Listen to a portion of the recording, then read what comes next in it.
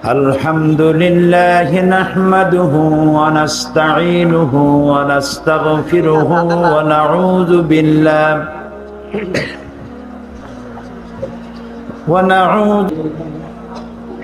বগুড়া তাফসীরুল কোরআন মাহফিল বাস্তবায়ন কমিটি কর্তৃক আয়োজিত 3 দিন ব্যাপী তাফসীরুল কোরআন মাহফিলের আজকের এই সমাপনী দিবসে সম্মানিত সভাপতি, হাজারাত ওলামায়ে কেরাম,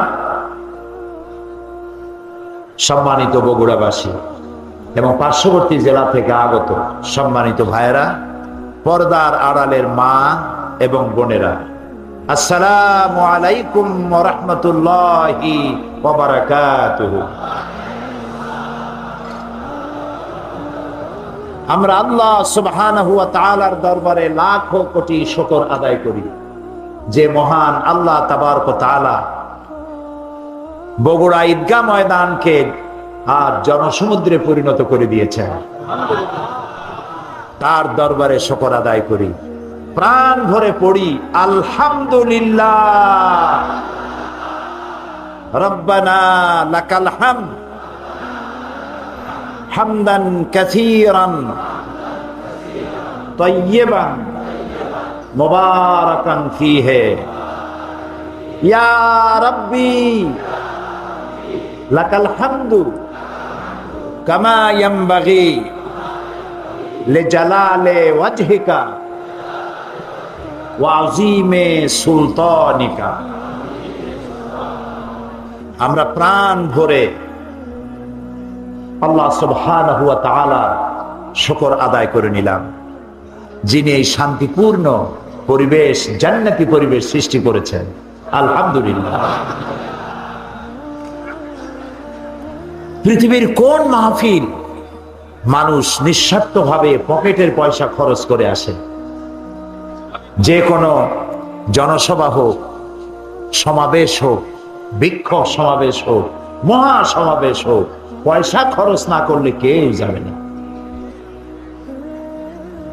লন্ডনে কোন রাজনৈতিক বক্তৃতা করতে কেউ যদি চায়, তাহলে দোকানে দোকানে বাড়ি বাড়ি যায় যে আমি একটু বক্তৃতা করবো, আপনারা শুনতে আসবেন।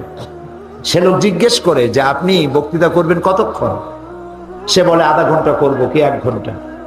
তখন সে বলে যে আমার 1 ঘন্টায় আমার ইনকাম হয় 5 পাউন্ড অথবা 3 পাউন্ড অথবা 7 পাউন্ড। এই পয়সাটা দাও, অগ্রিম পেমেন্ট করো, তারপরে তোমার বক্তৃতা শুনতে যাব। আমার কি দুঃখ যে তুমি বক্তৃতা করবার আমি দাঁড়ায় দাঁড়ায় শুনবো। এটা সোশ্যাল ওয়েলফেয়ার স্টেট, এখানে খাওয়া, থাকা, এডুকেশন, ট্রিটমেন্ট এগুলি ফ্রি, সুযোগ সুবিধার অভাব নাই। তোমার সমাজতন্ত্রী মার্কা, কমিউনিজম মার্কা বক্তৃতা আমার শোনার দরকার ঠিক।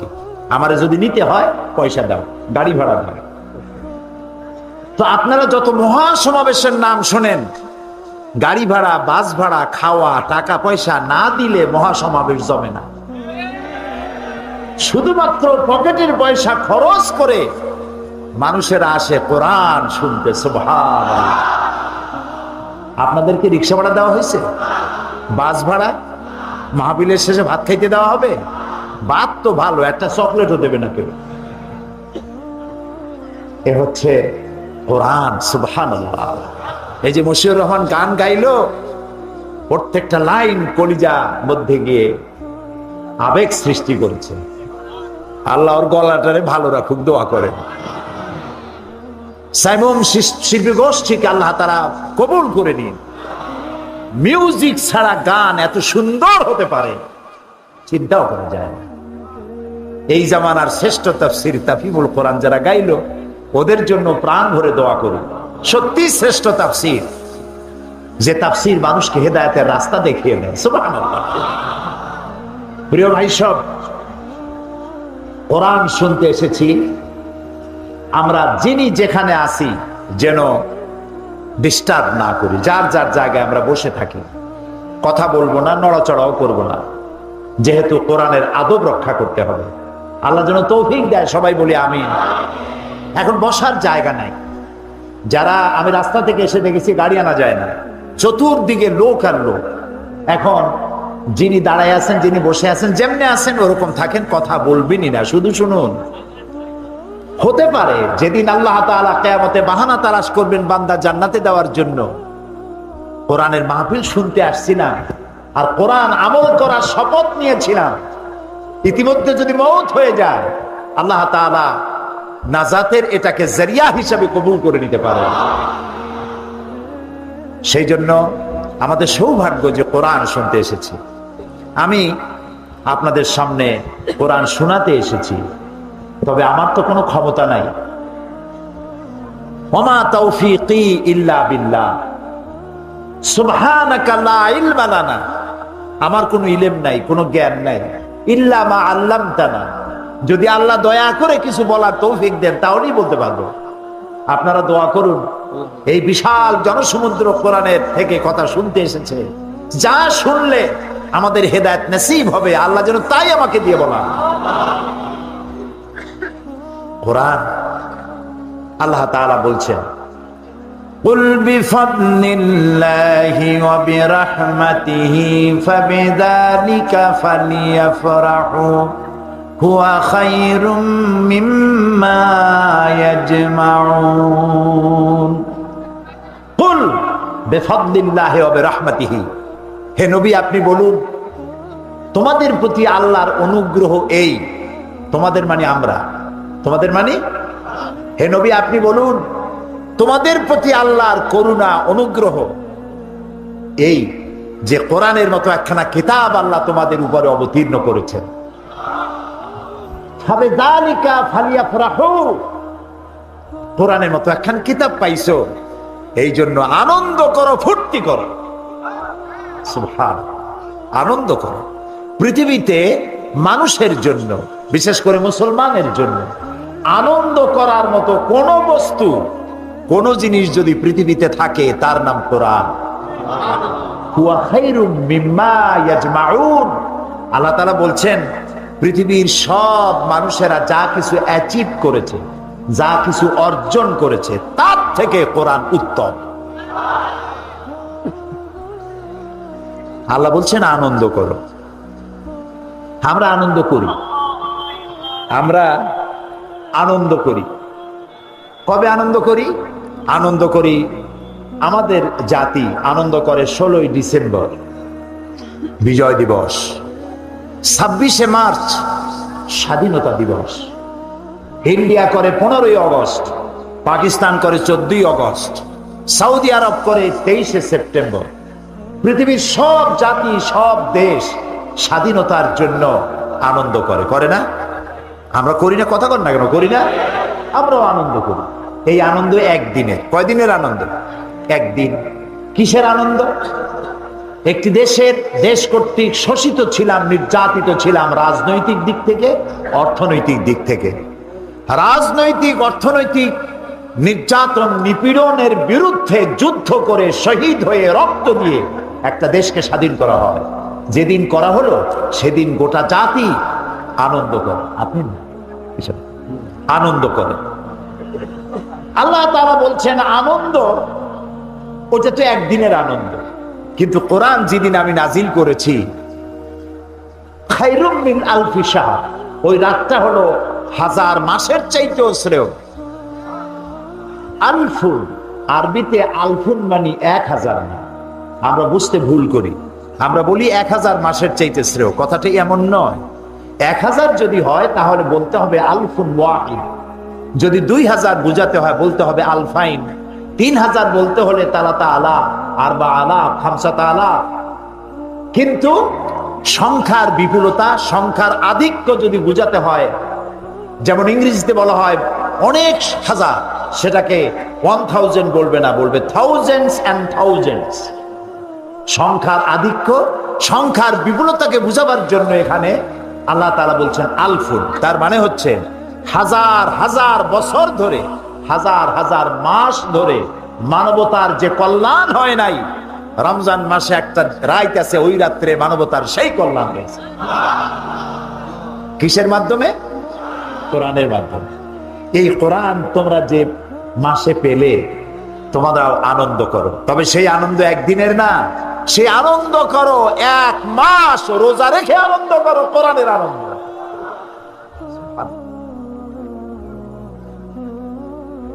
সেই কোরআন একটা মৃত্যুপ্রায় জাতিকে উদ্ধার করেছিল পৃথিবীতে।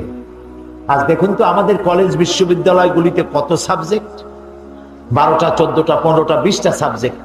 এই সাবজেক্ট পড়ে কি তৈরি হচ্ছে আমি তা বলতে চাই না, কি তৈরি হচ্ছে আপনারা নিজেরা বুঝে নেন কি তৈরি হচ্ছে। জাতি যা কামনা করে, জাতির কাঙ্ক্ষিত মানের প্রোডাকশন আমার দেশের কলেজ বিশ্ববিদ্যালয় দিতে পারছে, বাস এটাই যথেষ্ট। নবী করিম সাল্লাল্লাহু আলাইহি সাল্লামের একটা ইউনিভার্সিটি ছিল, সেটার নাম ছিল আল হেরা ইউনিভার্সিটি, বলতে পারেন আপনার। এটার চ্যান্সেলর হচ্ছেন আল্লাহ রাব্বুল আলামিন। এই বিশ্ববিদ্যালয়ের ভাইস চ্যান্সেলর হচ্ছেন মুহাম্মদুর রাসূলুল্লাহ সাল্লাল্লাহু আলাইহি ওয়াসাল্লাম। এর ছাত্র দেখেছেন? এই বিশ্ববিদ্যালয়ের ছাত্র আবু বকর, ওমর, উসমান, আলী, খাব্বার, হুবাইব, আবু মুসা আশআরী, আমর ইবনুল আস, খালিদ বিন ওয়ালিদ, খাব্বার, হুবাইব, আব্দুর রহমান বিন আউফ, আবু উবাইদা ইবনুল জাররাহ রিদওয়ানুল্লাহি তাআলা আলাইহিম আজমাইন।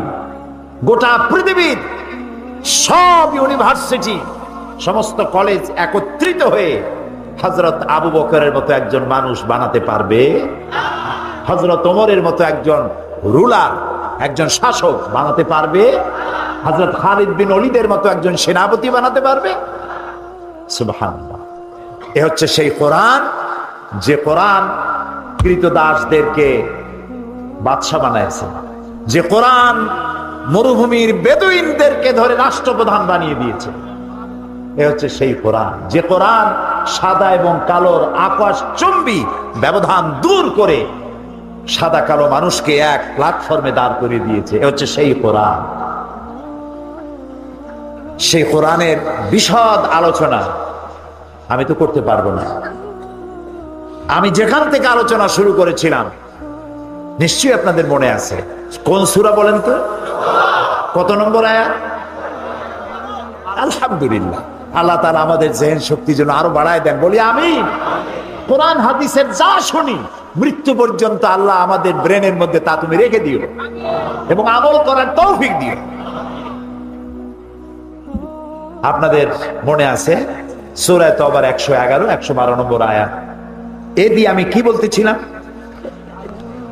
মুমিনের কোয়ালিটি, মুমিনের শর্ত, গুণাবলী, তার মধ্যে কতগুলি গুণ থাকতে হয়। গতকাল কয়টা বলছিলাম? মোট কয়টা? আলহামদুলিল্লাহ, আজকে 5টা বলবো ইনশাআল্লাহ। শোনার ধৈর্য আছে তো? আলহামদুলিল্লাহ, আল্লাহ সকলকে ধৈর্য দিন, যেন এখান থেকে উঠে কোনো হাজাতের জন্য না যাওয়া লাগে। আল্লাহ যতক্ষণ বলান ততক্ষণ যেন আমরা নিরাপদে বসে শুনতে পারি। আল্লাহ তৌফিক দাও। আল্লাহ তোমার আরশ থেকে তাকায় দেখো, বগুড়াবাসী কোরআন শুনতেছে, তাকায় দেখো আল্লাহ তাআলা। গোটা জাতিকে আল্লাহ কোরআনের হেদায়েত দিয়ে মালামাল করে দাও।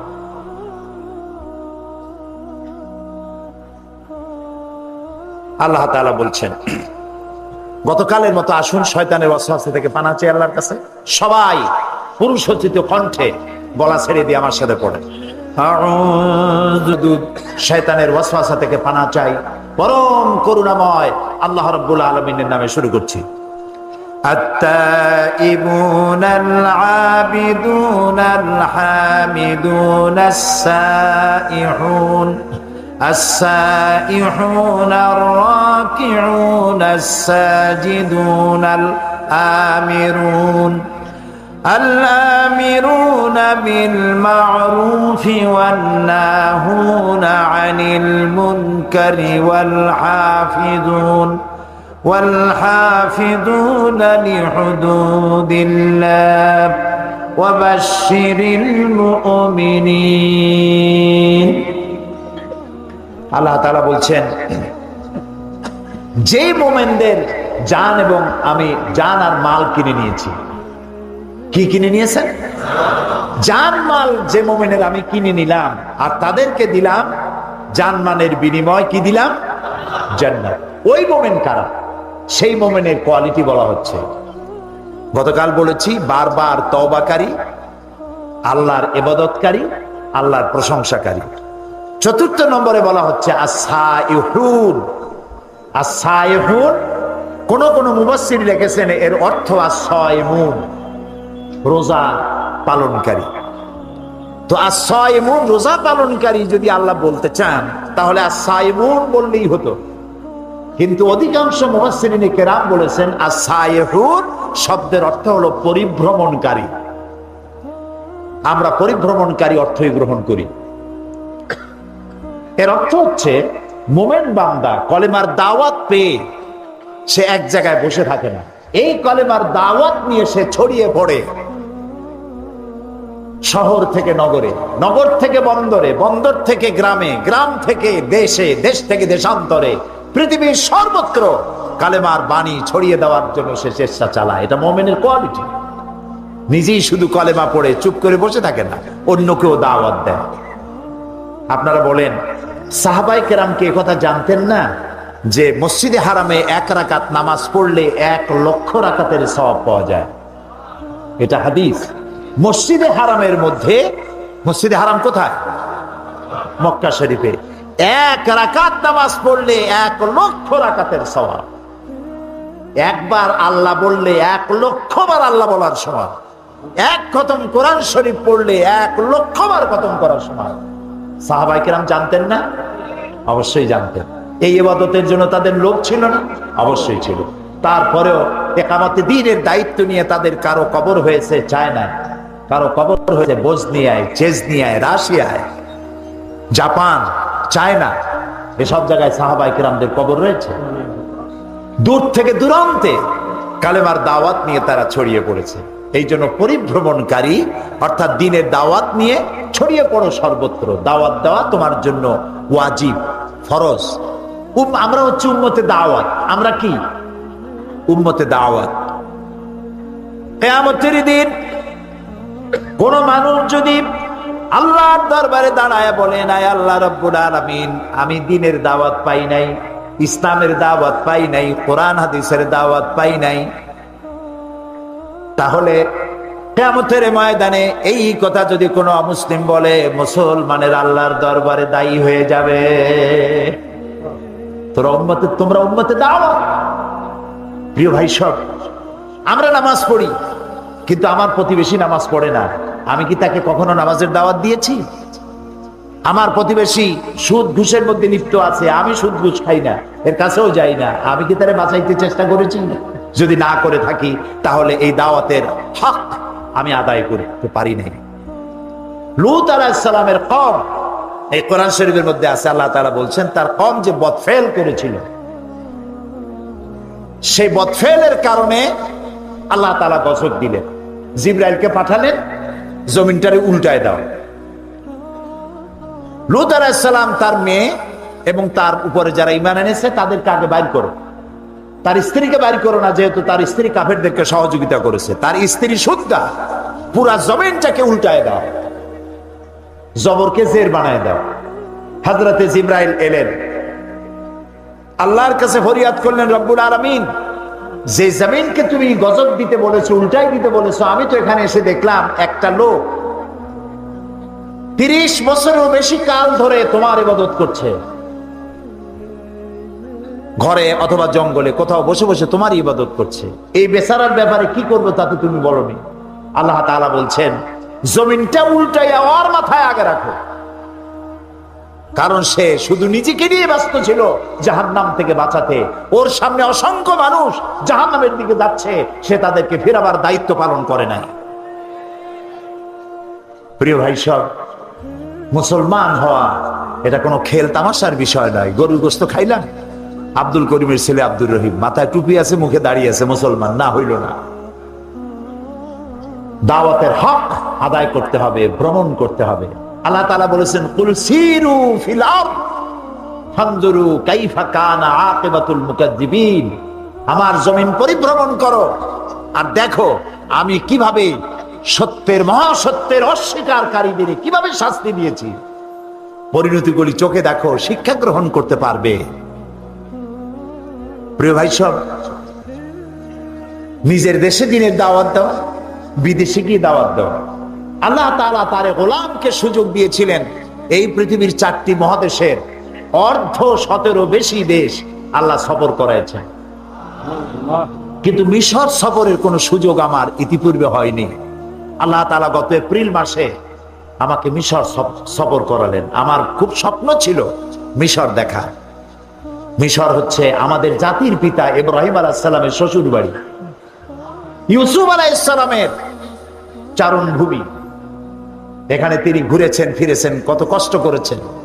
মুসা আলাইহিস সালামের জমিন, ইলিয়াস আলাইহিস সালাম, হারুন আলাইহিস সালাম ইসলামের ইতিহাস গড়েছে এই জমিনে। সেই মিশর দেখার একটা উদগ্র বাসনা ছিল আমার। গত এপ্রিল মাসে জামিয়া আল আজহার পৃথিবীর একটি শ্রেষ্ঠ বিশ্ববিদ্যালয়, যার ছাত্রছাত্রী সংখ্যা 2 লাখের উপরে, ওখান থেকে একটা দাওয়াত পেলাম। এরপরে 5 দিন আমার সফর ছিল। যারা আমার প্রোগ্রাম প্রডিউস করেছে আমি তাদেরকে বলেছি, যারা প্রোগ্রাম চেক আউট করেছে তাদেরকে আমি এখান থেকে জানাই দিয়েছিলাম, আমি শুধু রাত্রে কয়েক ঘন্টা ঘুমাতে চাই, বাকি সবটা সময় দেখার মতো জায়গাগুলি আমাকে সব দেখায় ফেলবে। 5 দিনে 4500 কিলোমিটার দৌড়াইছি আমি প্রথমেই দেখতে চেয়েছি মুসা আলাইহিস সালামকে যেখানে কষ্ট দেওয়া হয়েছে সেটা কোথায়, তাকে যে জায়গা থেকে ফালায় দেওয়া হয়েছিল সেই জায়গাটা কোথায়। আমাকে সেই সব জায়গা দেখানো হয়েছে, যেখানে তার মা হযরত মুসা আলাইহিস সালামকে ছেড়ে দিয়েছিল বাক্সবন্দি করে। বাক্সের মধ্যে বন্দি। আল্লাহ তাকে বলেছেন, মাকে বলেছেন, তুমি মুসার মা, তুমি তোমার বাচ্চাকে বাক্সের মধ্যে বন্দি করে এখান থেকে ফেলে দাও। কারণ ফেরাউন বলেছে যে এই জাতির কোন পুরুষ সন্তানকে আমি বাঁচায় রাখবো না, যেটা হবে সে আমার শত্রু হবে, সব মেরে ফেলো, আর মেয়েগুলিকে বাঁচায় রাখো। এটা হলো ফেরাউনের ইচ্ছা, কোন পুরুষ সন্তান বাঁচতে দেবে না। আর আল্লাহর ইচ্ছা, মুসা আলাইহিস সালামকে আল্লাহ ওর জমিনে পাঠাবেন। কার ইচ্ছা কার্যকরী হবে? আল্লাহ তাআলা মুসা আলাইহিস সালামকে বানায় ফেললেন। এখন বাঁচবে কেমনে? তারই তো মেরে ফেলবে ফেরাউন। দেখেন অবস্থা। আল্লাহ তাআলা বললেন, বাক্সবন্দি করে তারে নদীতে ছেড়ে দাও। মায়ের কয়েকটা কন্যা সন্তান হয়েছে, প্রথম ছেলে মুসা আলাইহিস সালাম, তাকে বাক্সবন্দি করে আল্লাহর হুকুমে নদীতে ফেলে দিলেন। মা কাঁদতেছে, কাটা কবুতরের মতো ছটফট করছে। কলিজার টুকরো সন্তান নদীতে ভাসায় দেওয়া মায়ের জন্য কি অবস্থা বুঝতেই পারে। নদীর স্রোতে ভেসে যাচ্ছে, আর তার বোন নদীর পার দিয়ে যাচ্ছে, বাক্স যায় কই। ঘটনা কোরআন শরীফে আল্লাহ উল্লেখ করেছেন, আর সেই জায়গাটা আল্লাহ আমাকে দেখার তৌফিক দিয়েছেন। ভাসতে ভাসতে এই বাক্স গিয়ে থামলো ঠিক সেইখানে যেখানে ফেরাউন আর আসিয়া দুজনে বসে পড়ন্ত বেলায় নীল দরিয়ার দৃশ্য দেখতেছে, বাতাস খাচ্ছে, ঢেউয়ের তাল দেখতেছে। বাক্স এসে সেখানে থেমে গেল। ফেরাউন আশ্চর্য হলো, বাক্স এসে থামলো এখানে, দেখো বাক্সে আছে কি, উঠাও বাক্স। বাক্স উঠানো হলো, খুলে দেখে গোলাপের পাপড়ির মতো চেহারা সুন্দর একটি বাচ্চা। ফেরাউন বলছে, এই তো আমার দুশমন, তরবারি আনো, হত্যা করো, আমার দুশমন পেয়ে গেছি। হযরতে আসিয়া বলছেন, ফেরাউন তুমি খোদা না বেহুদা? এই ছোট্ট বাচ্চা তোমার শত্রু, কি বলো তুমি? আমাদের তো কোনো বাচ্চা কাচ্চা নাই, মনে হয় আল্লাহ তাআলা আমাদেরকে এই বাচ্চাটা দিয়েছেন, চলো এটাকে আমরা লালন পালন করি, তুমি এর মারি না। বাচ্চা নিয়ে গেল বাড়ি। দেখেন অবস্থা। এখন বাচ্চারে দুধ খাওয়াইতে হবে। যেই বাচ্চা পুরুষ সন্তান বাঁচতে দেবে না যে ফেরাউন, সেই ফেরাউন এই বাচ্চারে দুধ খাওয়াবার জন্য পাগল হয়ে গেছে।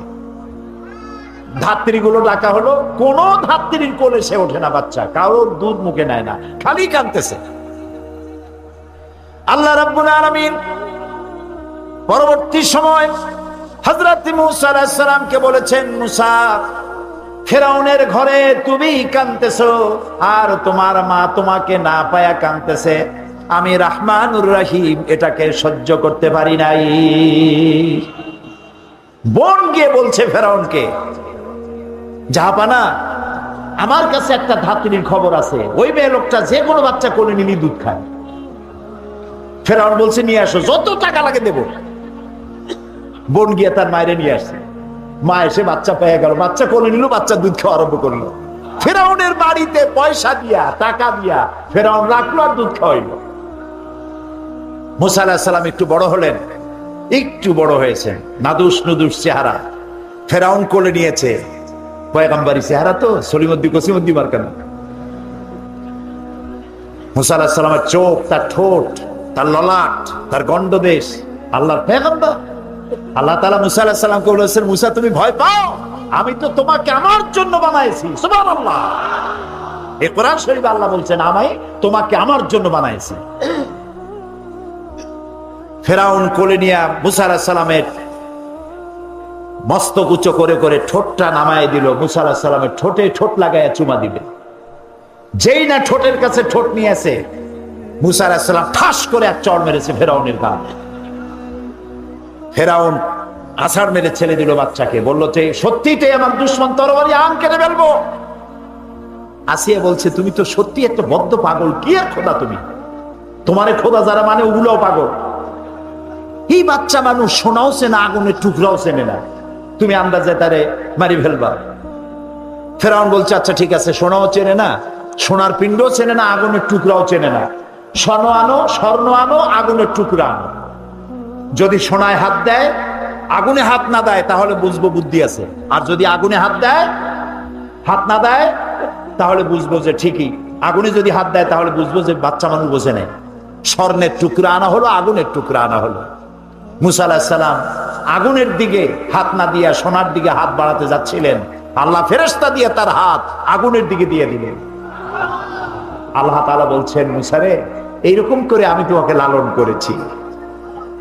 মুসা আলাইহিস সালাম বড় হলেন, সেই জায়গা দেখলাম এবং ওখানেও চলে গেলাম। প্রায় 450 কিলোমিটার পাড়ি দিয়ে সেই জায়গায় গিয়ে উপস্থিত হলাম, যেখানে মুসা আলাইহিস সালাম মাদায়েন থেকে ফিরেছেন। 10 বছর পর ফিরেছেন বউ বাচ্চার সাথে। শোয়েব আলাইহিস সালামের মেয়ে, শোয়েব আলাইহিস সালাম তার শ্বশুর, ফিরেছেন। ফেরার পথে ঠান্ডায় পড়েছেন, প্রচন্ড ঠান্ডা।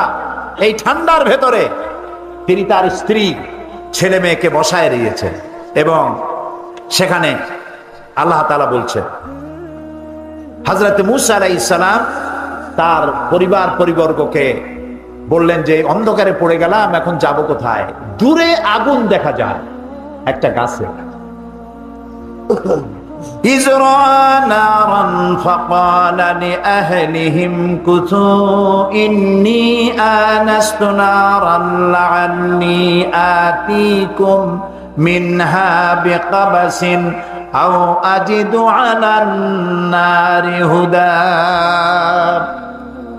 তিনি যেটাকে আগুন দেখে মনে করেছিলেন যেটা আগুন, তিনি বললেন, তোমরা অপেক্ষা করো, আমি আগুনের কাছে যাই, হয় আগুন আনবো, আর না হয় আমাদেরকে আল্লাহ, আমি একটা রাস্তা পেয়ে যাব কোন পথে আমরা যাব।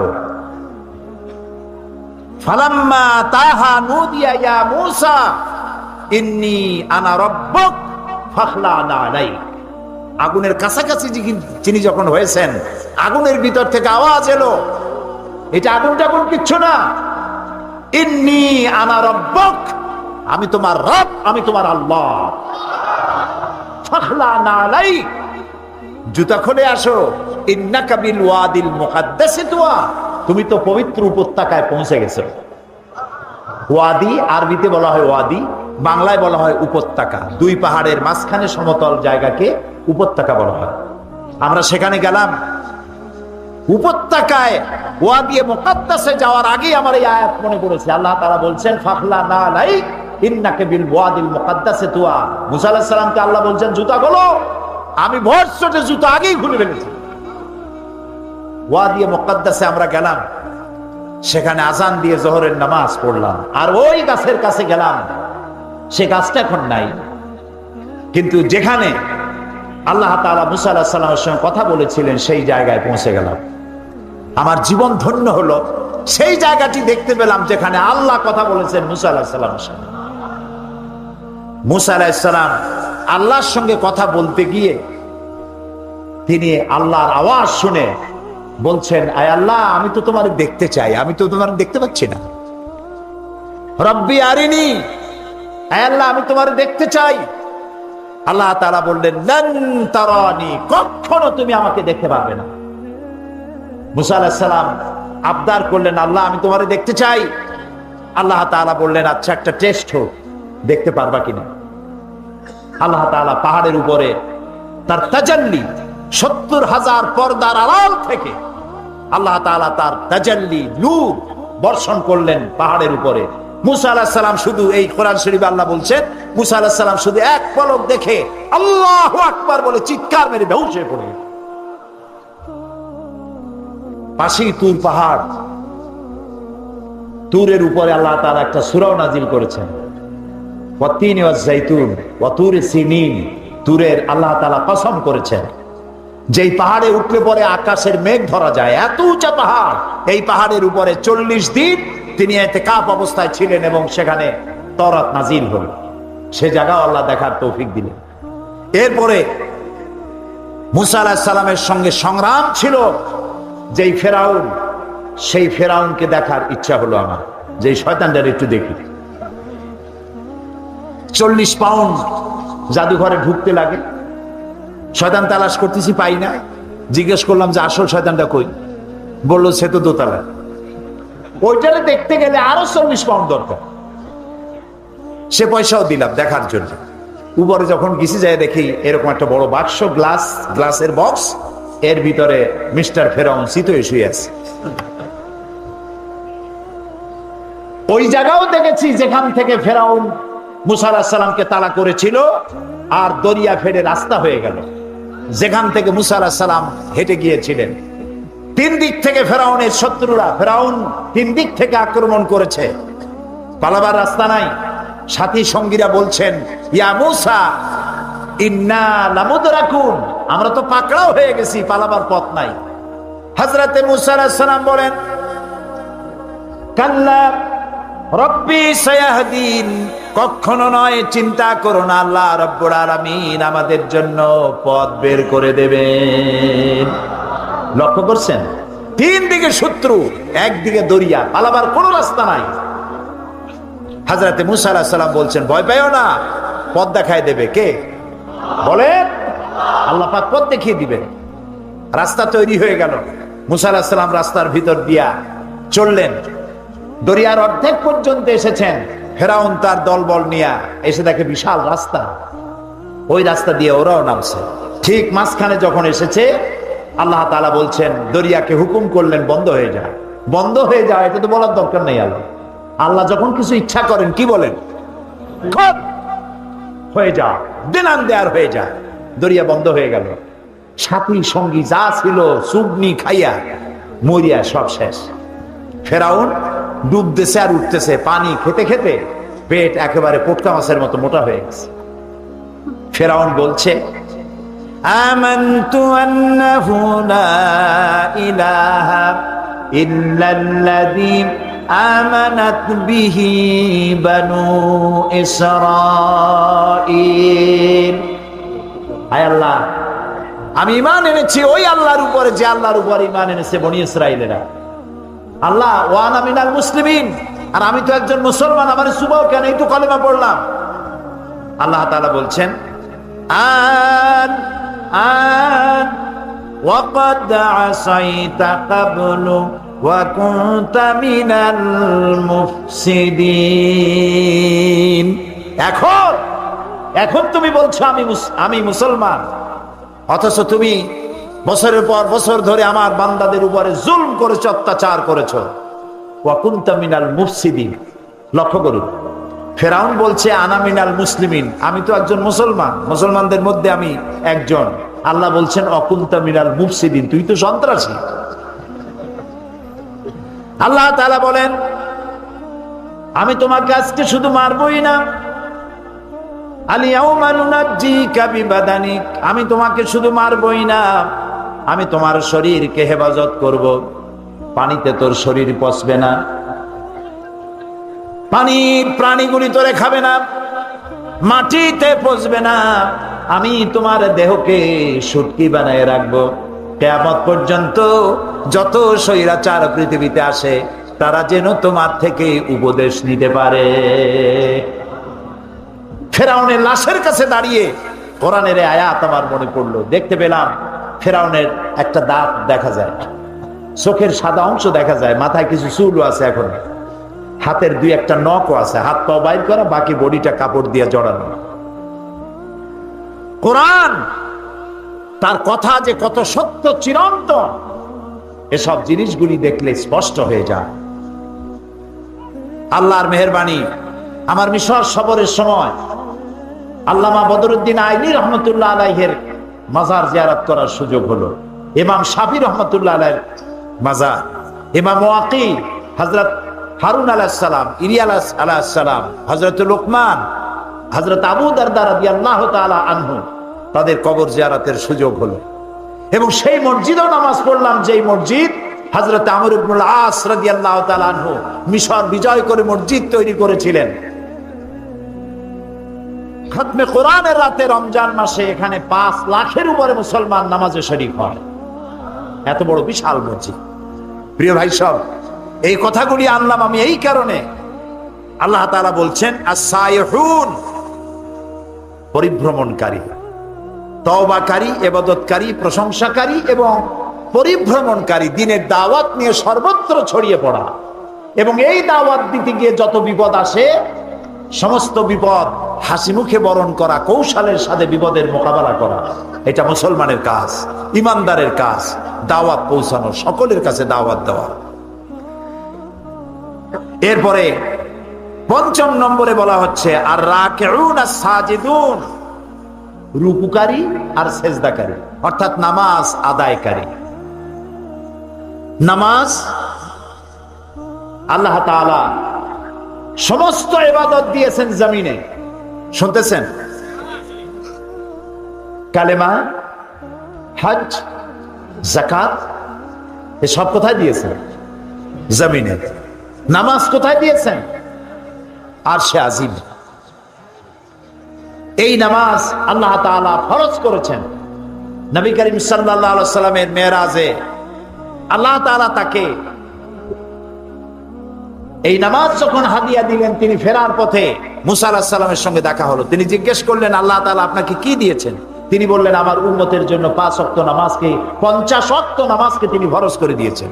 মুসা আলাইহিস সালাম বললেন, সর্বনাশ, আমি তো বনি ইসরাইল নিয়ে বহু বছর কাটাইছি, মানুষ যে কত বেকায়দা, 50 ওয়াক্ত নামাজ আপনার উম্মতেরা পড়তে পারবে না, আপনি কমায় আনেন।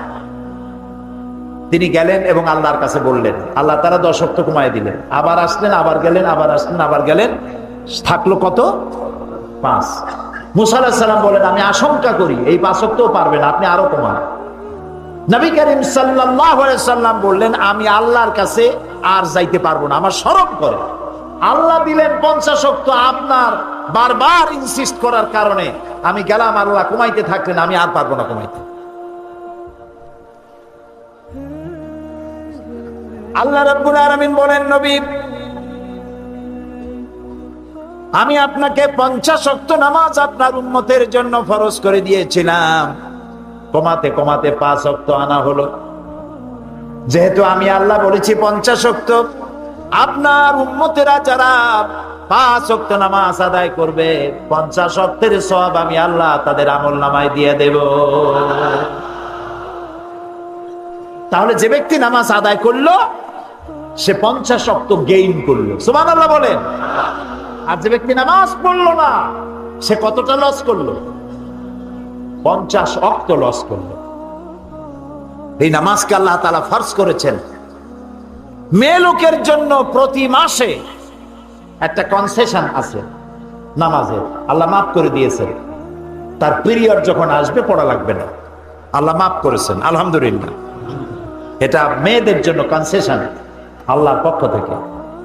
কিন্তু পুরুষ 2 অবস্থা, পাগল, বেহুশ, এই 2 অবস্থা ছাড়া পুরুষের জন্য নামাজ কোন অবস্থায় মাফ নাই। আল্লাহর নবী বলেন, মান তারাকা সালাতান মুতাআম্মিদান ফাকাদ কাফারা, ইচ্ছে করে যে নামাজ ছেড়ে দিল সে কুফরি করলো। নাউজুবিল্লাহ। রাসূলকে জিজ্ঞাসা করা হয়েছে, আল্লাহর বান্দা এবং কাফের দুটোর মধ্যে পার্থক্য কি?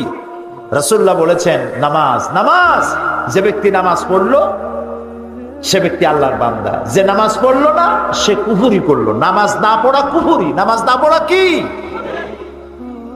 রাসূলুল্লাহ বলছেন লা দীনা লিমান লা সালাতা লাহু, যার কাছে নামাজ নাই তার কাছে দিন নাই, ঈমান নাই, চরিত্র নাই, কিচ্ছু নাই। প্রিয় বগুড়াবাসী, প্রিয় উপস্থিতি, ভাই এবং বোনেরা, আল্লাহ নবী বলেছেন যে ব্যক্তি নামাজ আদায় করে না, ইচ্ছে করে নামাজ ছাড়ে, আল্লাহ এবং রসুলের সাথে তার কোনো সম্পর্ক থাকে না। সমস্ত সম্পর্ক আল্লাহ কাট করে দেন। আল্লাহ তার দিকে রহমতের নজরে তাকান না। কিয়ামতের দিন আল্লাহ তাআলা রহমতের নজরে তাকাবেন তো নাই। প্রথম প্রশ্ন করবেন বান্দাকে নামাজের কথা। প্রথম প্রশ্ন কি হবে? নামাজ। আল্লাহ তাআলা বলবেন, এই কোরআন শরীফে আছে, আল্লাহ তাআলা বলবেন আমারে সেজদা দাও, হে হাসরবাসীরা আমারে সেজদা দাও। আল্লাহ তাআলা কোরআন শরীফ বলছেন শুধুমাত্র নামাজিরা সেজদা দিতে পারবে, আর কেউ সেজদা দিতে পারবে না। পার্থক্যটা তখনই ধরা পড়বে কারা কাফের কারা মুসলমান। নামাজ নামাজ। আচ্ছা বলুন তো, শয়তান আল্লাহর কয়টা হুকুম লঙ্ঘন করেছিল? বলেন। মাত্র একটি। 5 ওয়াক্ত নামাজের মধ্যে আল্লাহর হুকুম কয়টা? ফরজ কয়টা? 17টা। বলেন কয়টা? যে ব্যক্তি 24 ঘন্টায় 5 ওয়াক্ত নামাজকে ছেড়ে দিল, সে আল্লাহর কয়টা হুকুম নষ্ট করলো?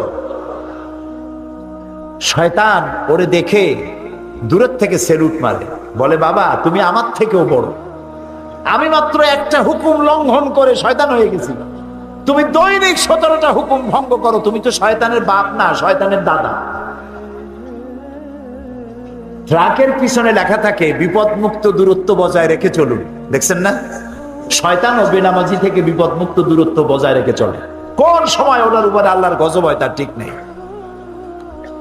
প্রিয় ভাই সাহেব, নামাজ নামাজ। নবী করিম সাল্লাল্লাহু আলাইহি সাল্লাম তার জীবনের শেষ কথা যেটা ছিল সেটা হলো নামাজ নামাজ নামাজ। আমার উম্মতেরা নামাজ ছেড়ে দিও না। কোরআন শরীফের মধ্যে আল্লাহ তাআলা 82 জায়গায় বলেছেন নামাজ আদায় করে। কয় জায়গায় বলছেন? 82 জায়গায়। আমার আল্লাহ বলেছেন 82 জায়গায় নামাজ নামাজ নামাজ আদায় করে। এই নামাজ মানুষকে বিনয়ী করে, এই নামাজ মানুষকে নিজের ছোটত্ব প্রমাণ করে। আর আল্লাহ বড়। নামাজের সব জায়গায় উঠতে বসতে দাঁড়াতে কি বলতে হয়? আল্লাহু আকবার, আল্লাহু আকবার, আল্লাহু আকবার। মানে কি? আল্লাহ সর্বশ্রেষ্ঠ আর আমি তোমার গোলাম। মাথা নিচু আল্লাহ ছাড়া কারো সামনে করা যায় না। আপনাদের মনে আছে 1996-তে আমি যখন পার্লামেন্টে প্রথম গেলাম, আমি গিয়ে দেখলাম সেইখানে মন্ত্রী এমপি গোষ্ঠী সুদ্ধা ভিতরে ঢুকতেছে মাথা নিচু করে, মাথা নিচু করে, ঠিক এইভাবে নিচু করে ঢোকে। আমি জিজ্ঞেস করলাম আমার পাশে যিনি বসা, ভাই আমি তো নতুন মানুষ, পার্লামেন্টে জীবনে আসি নাই, এই যে যারা ঢুকতেছে মন্ত্রী এমপি গোষ্ঠী সুদ্ধা রুকু দিয়ে ঢোকে কেন? কয় না রুকু না, এটা নিয়ম, আপনি তো বোঝেন না। আমি বুঝি না বলি তো জিজ্ঞেস করতেছে মাথা নিচু করে কেন? দেখেন আমাকে বই দিল, বইতে rules of procedure article number 267, ওখানে লেখা আছে পার্লামেন্টে ঢোকার সময় এবং বেরোবার সময় উভয় অবস্থায় স্পিকারকে সম্মান জানাবার উদ্দেশ্যে মাথা ঝুঁকাইয়া সম্মান প্রদর্শন করিতে হইবে। নাউযুবিল্লাহি মিন যালিক। আমার মাইন্ড স্ট্রাইক করলো। কিন্তু পার্লামেন্টের নতুন মানুষ কেমনে কথা কয় জানি না, কোন কথা বলবো আর বলবে বসেন, বেইজ্জতি কাণ্ড। আমার বুঝতে সময় লাগলো 2-3 দিন পার্লামেন্টে কি সব ধারা নিয়ে কথা বলা যায়। 3 দিনের মাথায় পয়েন্ট অফ অর্ডারে দাঁড়ালাম, 15 মিনিট বক্তব্য রেখেছি। হুমায়ুন রশিদ সাহেব তখন স্পিকার ছিলেন, তিনি মারা গেছেন, আল্লাহ তাকে রহম করুন। আমি তাকে বললাম রুলস অফ প্রসিডিওরের আর্টিকেল নাম্বার 267 এটি কোনো মুসলমান মানতে পারে না। মুসলমানের মাথা নত হবে কেবলমাত্র আল্লাহর সামনে, কোন মানুষের সামনে মাথা নত হতে পারে না। কোরআন আর হাদিস দিয়ে বুঝাইলাম। 15 মিনিট স্পিকার আমার দিকে তাকিয়ে থাকলেন। 15 মিনিট শেষ হওয়ার পর, বক্তব্য শেষ করার পর তিনি আমাকে বললেন, মাওলানা সাহেব আপনার বক্তব্যের সাথে আমি 100% একমত, কিন্তু আমি তো এইভাবে এটা বন্ধ করতে পারবো না। এই জন্য আপনাকে বিধি মোতাবেক নোটিশ দিতে হবে। নোটিশ কমিটিতে উঠবে, সেখানে আলোচনা হবে, সেখানে আলোচনার সিদ্ধান্ত যেটা হয় সেটা পার্লামেন্টে আসবে, তারপরে আমার রুলিং যাবে। আমি যথাবিহিত নোটিশ দিলাম, আলোচনা হলো। এই আলোচনার পর আমার নোটিশ নিয়ে তদানীন্তন সরকার ডিপ ফ্রিজের মধ্যে আটকাই দিল, আর বের হলো না 5 বছরে। আল্লাহ আবারও আমাকে নির্বাচিত করাইয়া পার্লামেন্টে ঢুকালেন, আর আমার টার্গেট ছিল এটা বন্ধ করতে হবে। এই পার্লামেন্টে এসে আমি আবার এই বিষয় উত্থাপন করলাম, নোটিশ দিলাম, মিটিং এ উঠলো, সিদ্ধান্ত হলো বর্তমান পার্লামেন্ট এটা অ্যাকসেপ্ট করেছে, কিয়ামত পর্যন্ত বাংলাদেশ পার্লামেন্টে আর স্পিকারের সামনে মাথা ঝুঁকাইতে হবে না।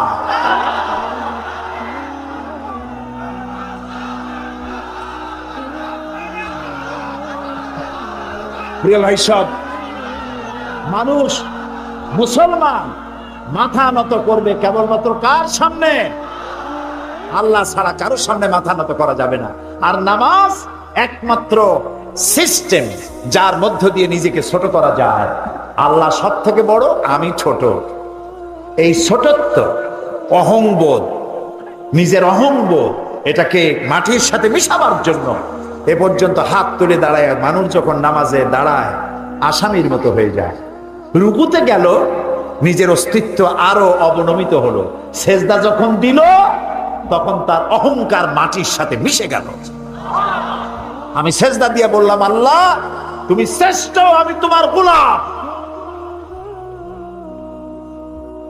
আল্লাহ রসুল বলেছেন, প্রশ্ন করা হয়েছে, হে রাসূল, বান্দা আল্লাহর নিকটবর্তী হয় কখন? নবী করিম সাল্লাল্লাহু আলাইহি ওয়াসাল্লাম বলেছেন, বান্দা যখন সেজদা দেয় একদম আল্লাহর কাছে চলে যায়। রাসূলুল্লাহ বলছেন, আমার উম্মতেরা ও সাহাবীরা যখন সেজদা দিবা তখন মনে করবা তুমি তোমার মাথা আল্লাহ তাআলার কদম মোবারকের উপরে রেখে দিয়েছো। সেজদা দিয়ে মনে করবেন, আল্লাহ আমি আমার মাথা আপনার পায়ের উপরে ছেড়ে দিচ্ছি। সুবহানাল্লাহ। এরকম সেজদা দিয়ে দেখেন, সেজদায় কত মজা। দেখেন না, মানুষ বলে, ভাই এমন কাজ আমার ছেলেতে করছে, আমার নাক কাটা গেছে। সত্যি কি নাক কাটছে নাকি? না, মর্যাদাহানি হয়েছে। আবার বলে আমার কপাল খুলে গেছে। কপাল কি খোলে টলে গেছে? আবার কপাল পুড়িয়ে গেছে। এর অর্থ কি? ভাগ্য। কপাল কিসের প্রতীক? ভাগ্যের প্রতীক, না মর্যাদার প্রতীক। কেউ যদি তার মর্যাদা বাড়াতে চায়, কেউ যদি তার ভাগ্য সুপ্রসন্ন করতে চায়, তাহলে প্রত্যেক দিন দৈনিক 5 বার মাটি নামক দাসখতের উপরে নাক আর কপাল নামক কলম দিয়া সই করতে হবে 5 বার, আল্লাহ আমি কেবলমাত্র তোমারই গোলাম, তুমি ছাড়া কারো গোলাম নই। ফজরে একবার, জোহরে একবার, আসরে একবার, মাগরিবে একবার, আবার রাত্রে শুতে যাব তখনও আর একবার। সর্বত্র আল্লাহু আকবার, আল্লাহু আকবার বলেন সবে, আল্লাহু আকবার। সব ক্ষেত্রে আল্লাহু আকবার। পৃথিবীতে যখন আসছিলাম তখন কানে কি শুনেছি মনে আছে? মনে নাই, তবে আপনারা জানেন। আজানের প্রথম শব্দ কি? ইকামতের প্রথম শব্দ কি? নামাজের প্রথম শব্দ কি? জীবনের শেষ নামাজ সালাতুল জানাজা প্রথম শব্দ কি? শেষ শব্দ কি? এর দ্বারা প্রমাণ হলো আমার জন্ম থেকে কবরে যাওয়া পর্যন্ত জীবনের প্রতিটি ক্ষেত্রে আমি গোলাম, আমাকে ঘোষণা করতে হবে আল্লাহু আকবার। খুব দুর্ভাগ্য আমার দেশের এরকম রাজনৈতিক দলও আছে যাদের মিছিলে মিটিংয়ে আল্লাহু আকবার শোনা যায় না। হাজারো স্লোগান দেয়, আল্লাহু আকবার বলে। বগুড়া এরকম দল নাই। কি দুর্ভাগ্য! ওই দল যারা করেন একটু চিন্তা করা উচিত, নেতাদের জিজ্ঞান দরকার। নেতা সাহেব, আমি তো মুসলমানের বাচ্চা, আমার মা মুসলমান, বাপও মুসলমান, হাজারো স্লোগান দেই মানুষের নামে, দেশের নামে হাজারো স্লোগান দিতে পারি। এ কোন রাজনীতি যে আল্লাহু আকবার বলা যায় না? আল্লাহ তাআলা এই অভিশপ্ত রাজনীতির হাত থেকে আমার জাতিকে রক্ষা করুন।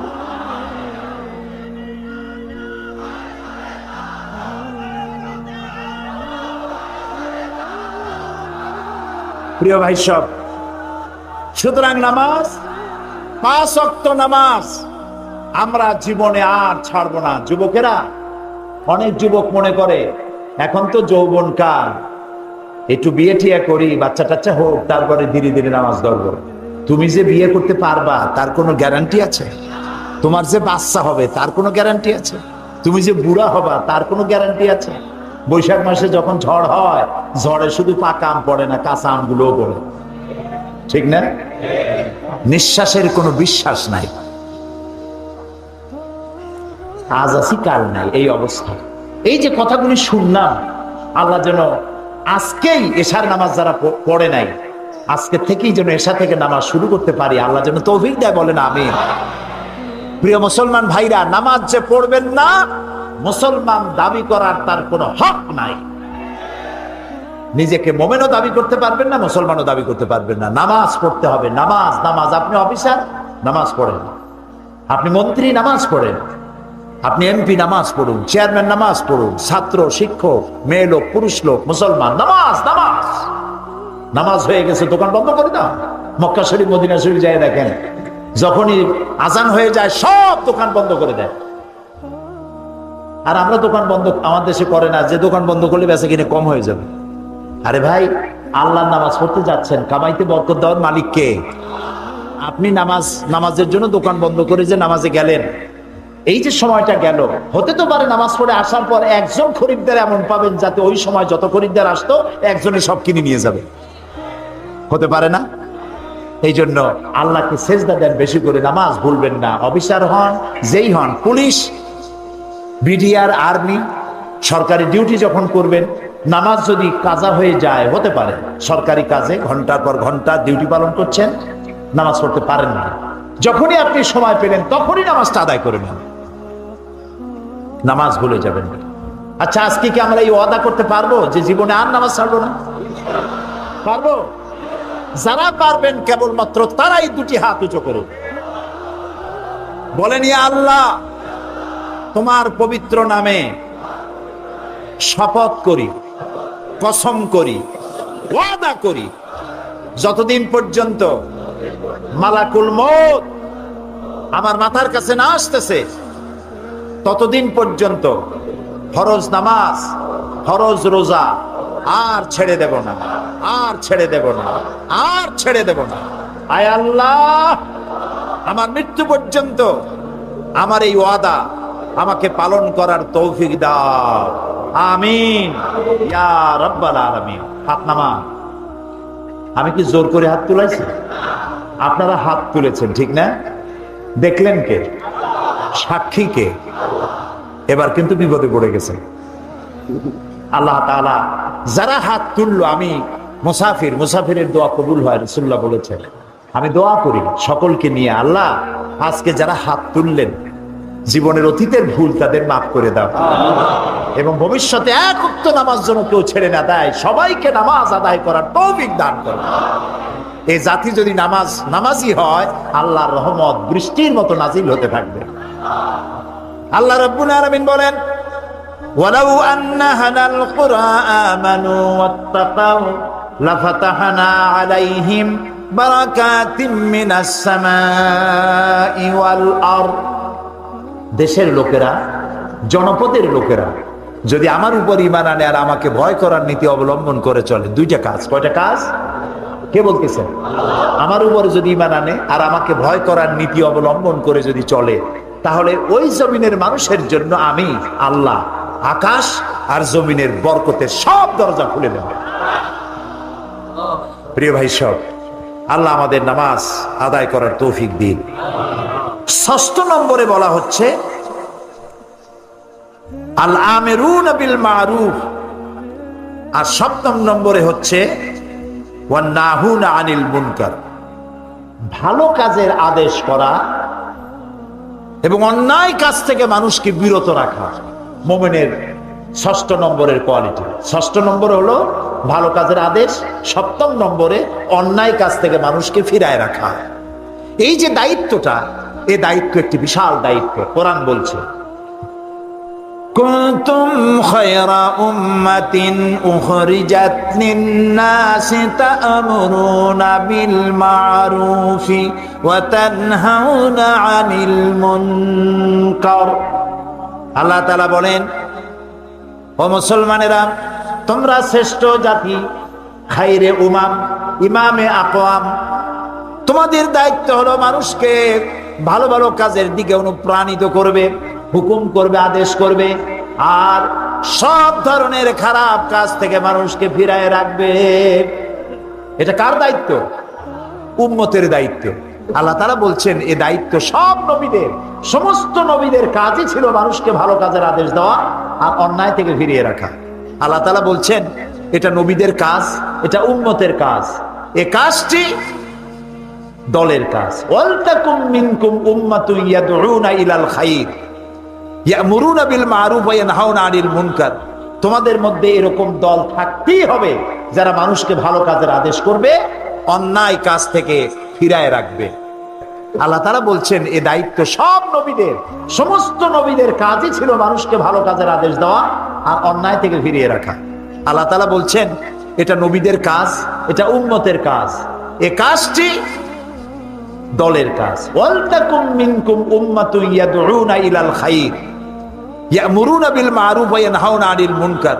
তোমাদের মধ্যে এরকম দল থাকতেই হবে যারা মানুষকে ভালো কাজের আদেশ করবে, অন্যায় কাজ থেকে ফিরায় রাখবে। এ কাজটি উম্মতের, নবীদের। আবার মুমিন পুরুষ এবং নারী, আল মুমিনুনা ওয়াল মুমিনাতে বা'দুহুম আউলিয়াউ বা'দ ইয়ামুরুনা বিল মা'রুফ ওয়া ইয়ানহাউনা আনিল মুনকার। মুমিন পুরুষ আর মুমিনা নারী একে অপরের বন্ধু, এবং এদের দায়িত্ব হলো মানুষকে ভালো কাজের আদেশ করবে, অন্যায় কাজ থেকে ফিরিয়ে রাখবে। আল্লাহ তাআলা বলছেন এই কাজটি ব্যক্তি, প্রত্যেকটা ব্যক্তি। দেখুন সূরা লোকমান, কোন সূরা? সূরা লোকমান। সূরা লোকমানে আমি গতকাল বলেছি যে লোকমান নবীও না, রসুলও না, তিনি আল্লাহর থেকে প্রাপ্ত একজন জ্ঞানী মানুষ। তিনি তার ছেলেকে 9টা নসিহত করেছেন। কয়টা? নসিহতগুলি আল্লাহর কাছে পছন্দ হয়ে গেছে, এবং আল্লাহর কাছে এই নসিহত এত পছন্দ হলো যে হযরতে লোকমানের নাম দিয়ে আল্লাহ তাআলা সূরা নাজিল করে লোকমানকে চিরন্তন করে দিলেন। ছেলেকে প্রথম যে নসিহত করেছিলেন, সে নসিহত প্রথমটা ছিল লা তুশরিক বিল্লাহ ইন্না শিরকা লা যুলমুন আযীম। শিরক করবে না, আল্লাহর সাথে শরীক করবে না কোনো অবস্থাতেই। 2 নম্বর নসিহত হলো ইয়া বুনাইয়া আকিমিস সালাত ওয়া'মুর বিল মা'রুফি ওয়ানহা আনিল মুনকার ওয়াসবির আলা মা আসাবাক ইন্না যালিকা মিন আজমিল উমুর। ইয়া বুনাইয়া, হে আমার কলিজার টুকরা সন্তান। আলেমরা বুঝবেন, ওলামারা বুঝবেন, এখানে ইয়া ইবনি বললে সার্থ, ইয়া ইবনি, ও আমার ছেলে। তিনি বললেন কি? ইয়া বুনাইয়া। বুনাইয়া বললেন কেন? ইবনি আর বুনাইয়ার মধ্যে পার্থক্য কি? ইয়া ইবনি, ও আমার ছেলে শোনো, এটাও একটা কথা। ইয়া বুনাইয়া, ও আমার কলিজার টুকরা নয়নের পুতুলি বাবা শোনো, দুইটা কথা এক হলো না। শেষের যে দাওয়াতটা ইয়া বুনাইয়া, ও আমার কলিজার টুকরা নয়নের পুতুলি, বাপে যদি ডাক দেয় বাবা কলিজার টুকরা, সোনামণি, হীরামানি, আসো আমার কাছে আসো বাবা, ছেলের কলিজা গলে যায়, বাপে আমার এত আদর করতেছে, বাপের কথা শোনার জন্য কান মন দিয়ে সে বসে যায়। এই জন্য দাওয়াত দিতে হবে। এর দ্বারা দাওয়াতের ট্রেনিং দেওয়া হচ্ছে। আমরা উম্মতে দাওয়াত, আমাদেরকে ট্রেনিং দেওয়া হচ্ছে। মানুষের কাছে যখন ইসলামে দাওয়াত দিবা, ভালোবাসা দিয়া, মহব্বত দিয়া, ধমকাইয়া, রাগ করিয়া পারবা না। যে পীরের মেজাজ খারাপ সে মুরিদ পাবে না, আর যে চোরের কাশি আছে চুরিও করতে পারবে না। সারা রাত কষ্ট করিয়া গোছায় গাছায়া যেই ঘরের দরজার মধ্যে ঢুকবে অমনি দিল কাশি। পিটান খাওয়া ছাড়া উপায় নেই। আর পীরের মেজাজ খারাপ, মুরিদ একটাও কাছে যাবে না। সুতরাং মানুষকে দাওয়াত দিতে হলে কোরআন থেকে। কোরআন হচ্ছে আমাদের জীবনের গাইড বুক। আলহামদুলিল্লাহ বলে মানুষকে, মানুষের দিলকে। আপনার দেখেন অনেক জায়গায় দেখা যায় যে ছেলে পরীক্ষায় ফেল করছে, ফেল করে না? একজনে বলছিল, ভাই আপনার ছেলে তো ফেল করছে। কয় আলহামদুলিল্লাহ। কইটা কেমন কথা, ছেলে ফেল করলে আলহামদুলিল্লাহ কর? কই যে আমার ছেলে যে পদের, ও যে ফেল করতে পারবে এটা আমি আশা করিনি। এটাও তো একটা যোগ্যতা যে ফেল করতে পারছে। ছেলে ফেল করেছে, বাপে রাগ করেছে, বাপ কথা বলে না, মায় কথা বলে না, বুইরে কথা বলে না। 3 দিন 4 দিন ছেলে বাড়িতে ঠাই পায় না, মুখ মলিন হয়ে গেছে। এখন তার বন্ধু আছে, ও যেমন বল্টু, ওর বন্ধু আছে মন্টু। এই মন্টুদের সাথে মিশা বাড়িতে তো জায়গা পাইলো না, মন্টুরা জায়গা দিল। মন্টুরা জায়গা দিয়ে নিয়ে গেল সিনেমা দেখাইতে, হাবিজাবি দেখাইলো, হাবিজাবি খাওয়াইলো। আপনি মুখ কালো করে রাগ করে আপনার ছেলেটাকে সর্বনাশ করে দিলেন। উচিত ছিল বাবা ফেল করছিস, ফেল তো মানুষই করে, হয়তো কোনো ভুল করেছিস, ভালো করে পড়, আগামী বছর পরীক্ষা দিলে আমি দোয়া করবো আল্লাহ তোরে ভালো করবে। এই ছেলেটা আপনার হাতের মুঠায় থাকতো, ঠিক না ভাই? কত ক্ষতি আমরা করি না বুঝিয়া, কত সর্বনাশ করি। মেয়েটার সাথে কথা বলি না, ছেলেটার সাথে কথা বলি না, এটা ঠিক না। ছেলে মেয়ে এক জায়গায় বসে খান, তারপরে ভালো একটু মাছ বাচ্চার কাছে তার থালে উঠায় দেন, তার মুখে খাওয়ায় দেন, বাচ্চা খুশি হবে, বাপের প্রতি আকৃষ্ট হবে। এবং এই ফাঁকে তাকে নসিহত করেন, ভালো ভালো কথা বলেন। হযরতে লোকমান তার ছেলেকে বলছেন, ইয়া বুনাইয়া, ও আমার কলিজার টুকরা। তো আমার কলিজার টুকরা খোকা, নয়নের পুতুলি। ডাক শুনে মনে হয় ছেলে খুবই ছোট, কিন্তু নসিহত দেখে মনে হয় এত বড় গুরুত্বপূর্ণ নসিহত ছোট্ট বাচ্চারে করা যায় না। তাহলে এরকম ডাক দিল কেন? এই ডাক আমরাও দিই। আমাদের দেশে কোন কোন জায়গায় ছেলে বড় হয়ে যায়, তারপরেও ডাকে খোকা। বরিশালে পিরোজপুরে ডাকে গেদা, গেদা গেদু আদর করে ডাকে।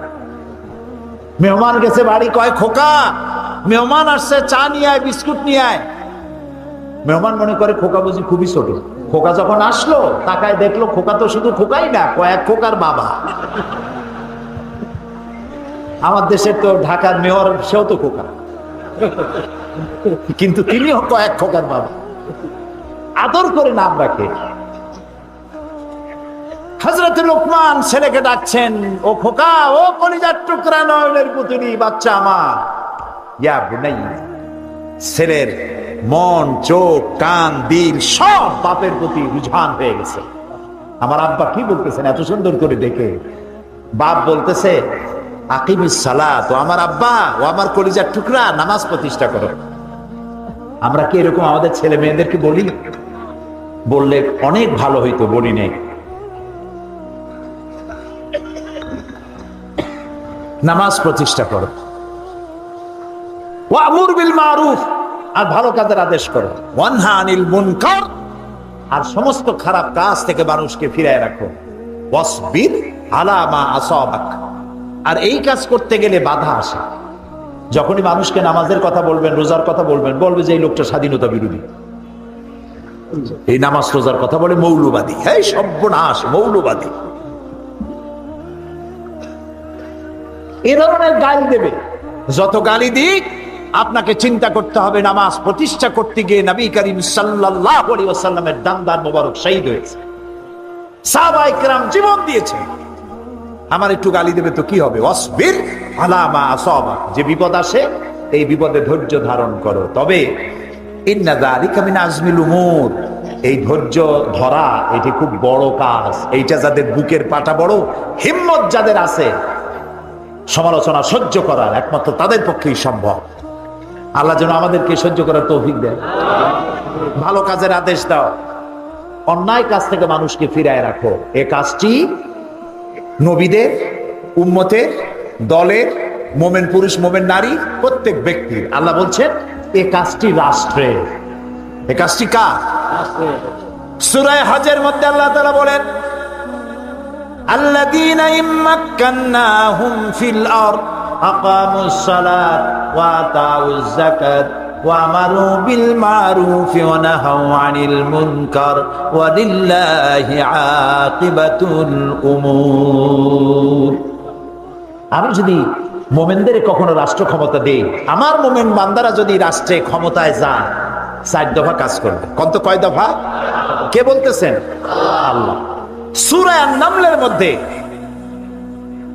দেখুন, হযরত সুলাইমান আলাইহিস সালাম যখন হুদহুদের মাধ্যমে চিঠি পাঠাইছিলেন কার কাছে? রানী বিলকিসের কাছে। রানী বিলকিস তখন তার মন্ত্রী পরিষদকে বলেছিল যে কোন স্বৈরাচার যখন কোন দেশ দখল করে তখন তারা 2 দফা কাজ করে। প্রথম দফা হলো সম্মানিত লোকদেরকে বেইজ্জত করে, আর হার্স এবং নাসল, ফসল এবং মানুষকে হত্যা করে, ফসল নষ্ট করে, মানুষ হত্যা করে। এই 2 দফা কাজ করে স্বৈরাচারীরা। স্বৈরাচারীরা কয়টা কাজ করে? চিরকাল, আবহমান কাল ধরে যারা স্বৈরাচার, ধর্ম নিরপেক্ষ রাজনীতি যারা করে, যখনই ক্ষমতায় যায় আলেম ওলামাদেরকে বেইজ্জত করে, মাদ্রাসা বন্ধ করে দেয়, ফসলের হানি করে, মানুষকে কষ্ট দেয়, নির্যাতন করে। আর আল্লাহ বলছেন মোমেনরা যদি ক্ষমতায় যায় কয় দফা কাম করে? 4 দফা। আকামুস সালাত, নামাজ প্রতিষ্ঠা করে, ক্ষমতায় গিয়েই নামাজ প্রতিষ্ঠা করে। সুবহানাল্লাহ বলেন। আপনাদের চিন্তা হতে পারে যে মোমেনেরা ক্ষমতায় এসে নামাজ প্রতিষ্ঠা করবে, তাতে হবে কি? এতেই সব হবে। কিরকম হবে? জোহরে রক্ত হবে, রাষ্ট্রের পক্ষ থেকে বলা থাকবে জোহরের রক্ত বেলা 1টা থেকে 1:30 পর্যন্ত নামাজের বিরতি, 15 মিনিটের মধ্যে নামাজ শেষ, আর 15 মিনিট দুপুরের আহার গ্রহণ। আধা ঘন্টার মধ্যে নামাজ সারো, খাওয়া সারো, অফিস আবার চলবে, কলেজ আবার চলবে, বিশ্ববিদ্যালয় আবার চলবে, কলকারখানা, ক্ষেত খামার আবার শুরু হয়ে যাবে। এই নামাজ পড়তে গিয়ে থানায় আজান হবে, ওসি সাহেব ইমামতি করবে, তার পেছনে পুলিশেরা দাঁড়ায় নামাজ আদায় করবেন। যেই থানার ওসি তার থানার পুলিশের ইমামত করে নামাজ আদায় করে, সেই থানার ওসিরে পিটাইয়াও ঘুষ খাওয়ানো যাবে? সুবহানাল্লাহ। এসপি যদি মসজিদের ইমাম হয়, মন্ত্রী যদি মসজিদের ইমাম হয়, এমপি যদি মসজিদের ইমাম হয়, তাহলে টিয়ার কাবি খা জম্মের খাওয়া খাবেন। বিশ্ববিদ্যালয়ের ভাইস চ্যান্সেলর আজান হয়েছে, তিনি ইমামত করবেন। ছাত্র, শিক্ষক, শিক্ষয়িত্রী, ছাত্রী পেছনে নামাজের জন্য দাঁড়ায় গেছে। এই বিশ্ববিদ্যালয়ে সন্ত্রাস চলতে পারে না। নামাজ কায়েম, সমাজ ঠিক। সুবহানাল্লাহ। প্রিয় ভাই সব, নামাজ প্রতিষ্ঠা করবে 1 নম্বরের কাজ। 2 নম্বরের কাজ যাকাত আদায় করবে। যাকাত, যাকাত, যাকাত ভিত্তিক অর্থনীতি চালু হলে ইকুয়াল ডিস্ট্রিবিউশন হবে। কেউ খাবে আর কেউ খাবে না, এটা থাকবে না। 7 তলার গাছতলার ব্যবধান থাকবে না। এটা আল্লাহর বিধান। এটা কার বিধান? শয়তান সব জায়গায় আল্লাহর বিধানের উল্টাপাল্টা একটা কিছু করছে। আল্লাহ করেছেন খেলাফত, আর শয়তান করেছে মুলুকিয়ত, রাজতন্ত্র। রাজতন্ত্র কার করা? শয়তানের করা। আল্লাহ করেছেন যাকাত ভিত্তিক অর্থনীতি, শয়তান করেছে সুদ ভিত্তিক অর্থনীতি। আল্লাহ করেছেন ইসলাম, শয়তান করেছে ধর্ম নিরপেক্ষ মতবাদ। ধর্ম নিরপেক্ষ মতবাদ শয়তানের তৈরি করা, আল্লাহর তৈরি করা নয়। পৃথিবীর কোন মুসলমান, কোন নবী, একজন নবী নাই যিনি ধর্ম নিরপেক্ষ ছিলেন। একজন সাহাবীও ছিলেন না যিনি ধর্ম নিরপেক্ষ ছিলেন। আমি মুসলমান, আমি ধর্ম নিরপেক্ষ হব কিভাবে? আমি তো ধর্মের পক্ষে। সত্য না মিথ্যা? যিনি হিন্দু তিনি কি তার ধর্মের বিপক্ষে? তাহলে নিরপেক্ষ কথাটা বলি কেন? রাস্তা দিয়ে চলার সময় Bogura to Dhaka motorway, highway, regional highway, highway দিয়ে আপনি যাবেন, হয় রাইটিস্ট হন না হয় লেফটিস্ট হন, হয় ডান দিক দিয়ে হাঁটেন না হয় বাম দিক দিয়ে হাঁটেন। কিন্তু আপনি যদি ঘোষণা করেন আমি রাইটিস্ট নই, আমি লেফটিস্ট নই, আমি মিডিল ইস্ট, আমি রাস্তার মাঝখানে দাঁড়াইতাম না, থাকে না, থাকুন, কিছুক্ষণ পরেই ট্রাক বাবাজি আসবে, আপনার ধর্মনিরপেক্ষতার মতবাদ ডিমের মতো মামলেট বানাই দেবে রাস্তার সাথে। কাজী ধর্মের হয় বলুন আমি ধর্মের পক্ষে, আর না হয় বলুন আমি ধর্মের বিপক্ষে। নিরপেক্ষ হলে পরে শয়তান খুশি হবে, এক লাথি দিয়ে জাহান্নামে ফেলে দেবে। মুসলমানের জন্য ধর্ম নিরপেক্ষ জায়েজ নাই, হারাম হারাম হারাম।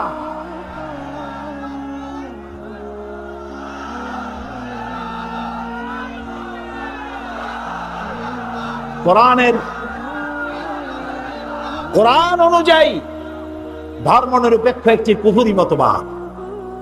সূরা বাকারা, সূরায়ে আন্দাজে কোনো কথা বলবো না, প্রত্যেক কথার দলিল কোরআন এবং হাদিস।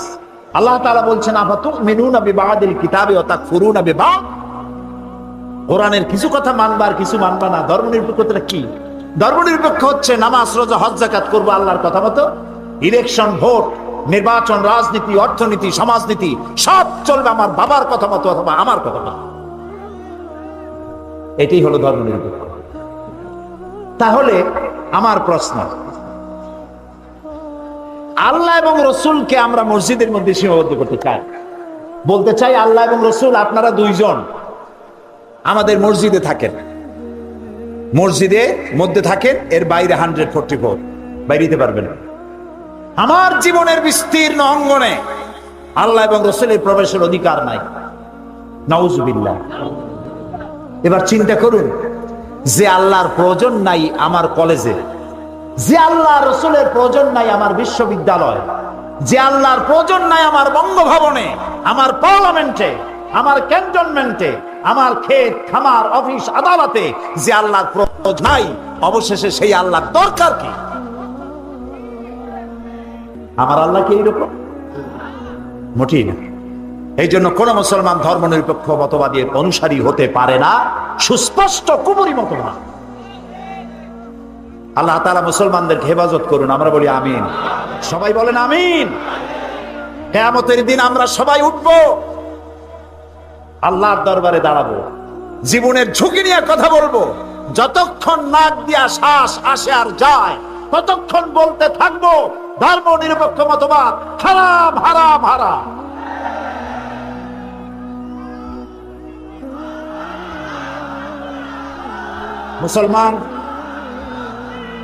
মুসলমানদেরকে ধর্মের পক্ষে থাকতে হবে। হিন্দুরা তার ধর্মের পক্ষে থাকবে, খ্রিস্টানেরা তাদের পক্ষে থাকবে, নিরপেক্ষ থাকতে পারে না। কথা বুঝে আসছে? আল্লাহ তাআলা তৌফিক দিন আমরা যেন বুঝি, আর যারা ওই মতবাদে আছেন আল্লাহ তাদেরকে ফিরাইয়া আমাদের কাছে আনায় দিন। আল্লাহুম্মা আমিন, আল্লাহুম্মা আমিন। প্রিয় ভাই সব, 6 নম্বরে আমিরুনা বিল মারুফ, 7 নম্বরে নাহুনা আনিল মুনকার। অন্যায় কাজ থেকে মানুষকে ফিরাতে হবে। আজ আমাদের সমাজে অন্যায় ক্রমান্বয়ে বাড়তেছে না? এই যে বোমাবাজি হচ্ছে, এর থেকে মহা অন্যায় কাজ আর কি? বেহুশ হয়ে গেছে। আমরা এই যে বোমাবাজি হচ্ছে সমাজের সর্বত্র, আজ চতুর্দিকে বোমা আর বোমা। না, এই বোমা দিয়ে এই যে মামুন ধরা পড়লো, আপনারা সবাই দেখছেন না টিভিতে? একটু কথাটা তো কন। জি। তারা জিজ্ঞেস করলো তুমি বোমা মারছো কেন বিচারককে? সে বলল বিচারকরা মানুষের তৈরি করা আইন দিয়ে বিচার করে, আল্লাহর আইন দিয়ে করে না। তুমি কি চাও? সে বলেছে আমি আল্লাহর আইন চাই, সেই জন্য ওরে মারা ওয়াজিব, ওরে আমি মারছি। আচ্ছা তুমি যদি এখন মরে যাও? কয় যে আমি বেহেশতে চলে যাবো, আমি শহীদ হব। প্রিয় ভাই সব, এই ছেলেটাকে আমি সব থেকে, এই ছেলেটাকে যারা এই কথা বুঝাইছে মূল আসামি তো তারা। আজকে সকালে কোথায় যেন বলতেছিলাম আমি, ঠিক খেয়াল নাই, অনেকগুলি প্রোগ্রাম আজকে করেছি। ক্যারাম বোর্ড অনেকে খেলেছেন, আপনারা খেলছেন না? আমিও খেলেছি ছোটবেলায়। ক্যারাম বোর্ড কি? গুটি চালা, তাই না? একটা গুটি মারলেন, সামনে আর একটা গুটিকে মারতেছেন আপনি, কিন্তু আপনার টার্গেট হলো রেড, ঠিক কিনা? যেটা মারতেছেন ওটা কিন্তু টার্গেট না। এই গুটি ওইটাকে হিট করলো, ওইটা এসে লালটাকে হিট করে পকেটে ভালাই দিল, লালটা টের পেল না কোন গুটির ধাক্কা খাইয়ে সে আসলে পড়েছে। মামুনেরা রেড গুটি, এদের পেছনে আছে বিরাট শক্তি। বিশ্বাস করুন, আমার দেশের জজ সাহেবরা আইন নিজেরা তৈরি করেন না। সিভিল কোর্টে কিছু আইন তো আছে, ইসলামী আইন তো কিছু আছে সিভিল কোর্টে, ফ্যামিলি ল, মুসলিম ফ্যামিলি ল যেটা আছে এটা তো আইন, কিছুটা ইসলামী আইন আছে তো। এবং ব্রিটিশ আইন, বাংলাদেশের কিছু আইন, প্যানাল কোড যেটা, সেটা সেভাবে ক্রিমিনাল ল যেটা, সেটা তৈরি করা। এখানে তো জজদের কোনো দোষ নাই। এইখানে জজদেরকে হত্যা করার পরে সে বলল যে আমি শহীদ হব। বেটা তুই শহীদ হবি? তুই তো জাহান্নামে যাবি, চিরকাল জাহান্নামে থাকতে হবে। কারণ শুনুন কোরআন কি বলে। আল্লাহ রাব্বুল আলামিন বলেন, মান কাতালা নাফসান বিগাইরি নাফসিন আও ফাসাদিন ফিল আরদি ফাকান্নামা কাতালান নাসা জামিআ। যে ব্যক্তি কোন একজন মানুষকে হত্যা করলো, সেজন্য সারা পৃথিবীর সব মানুষকে হত্যা করলো।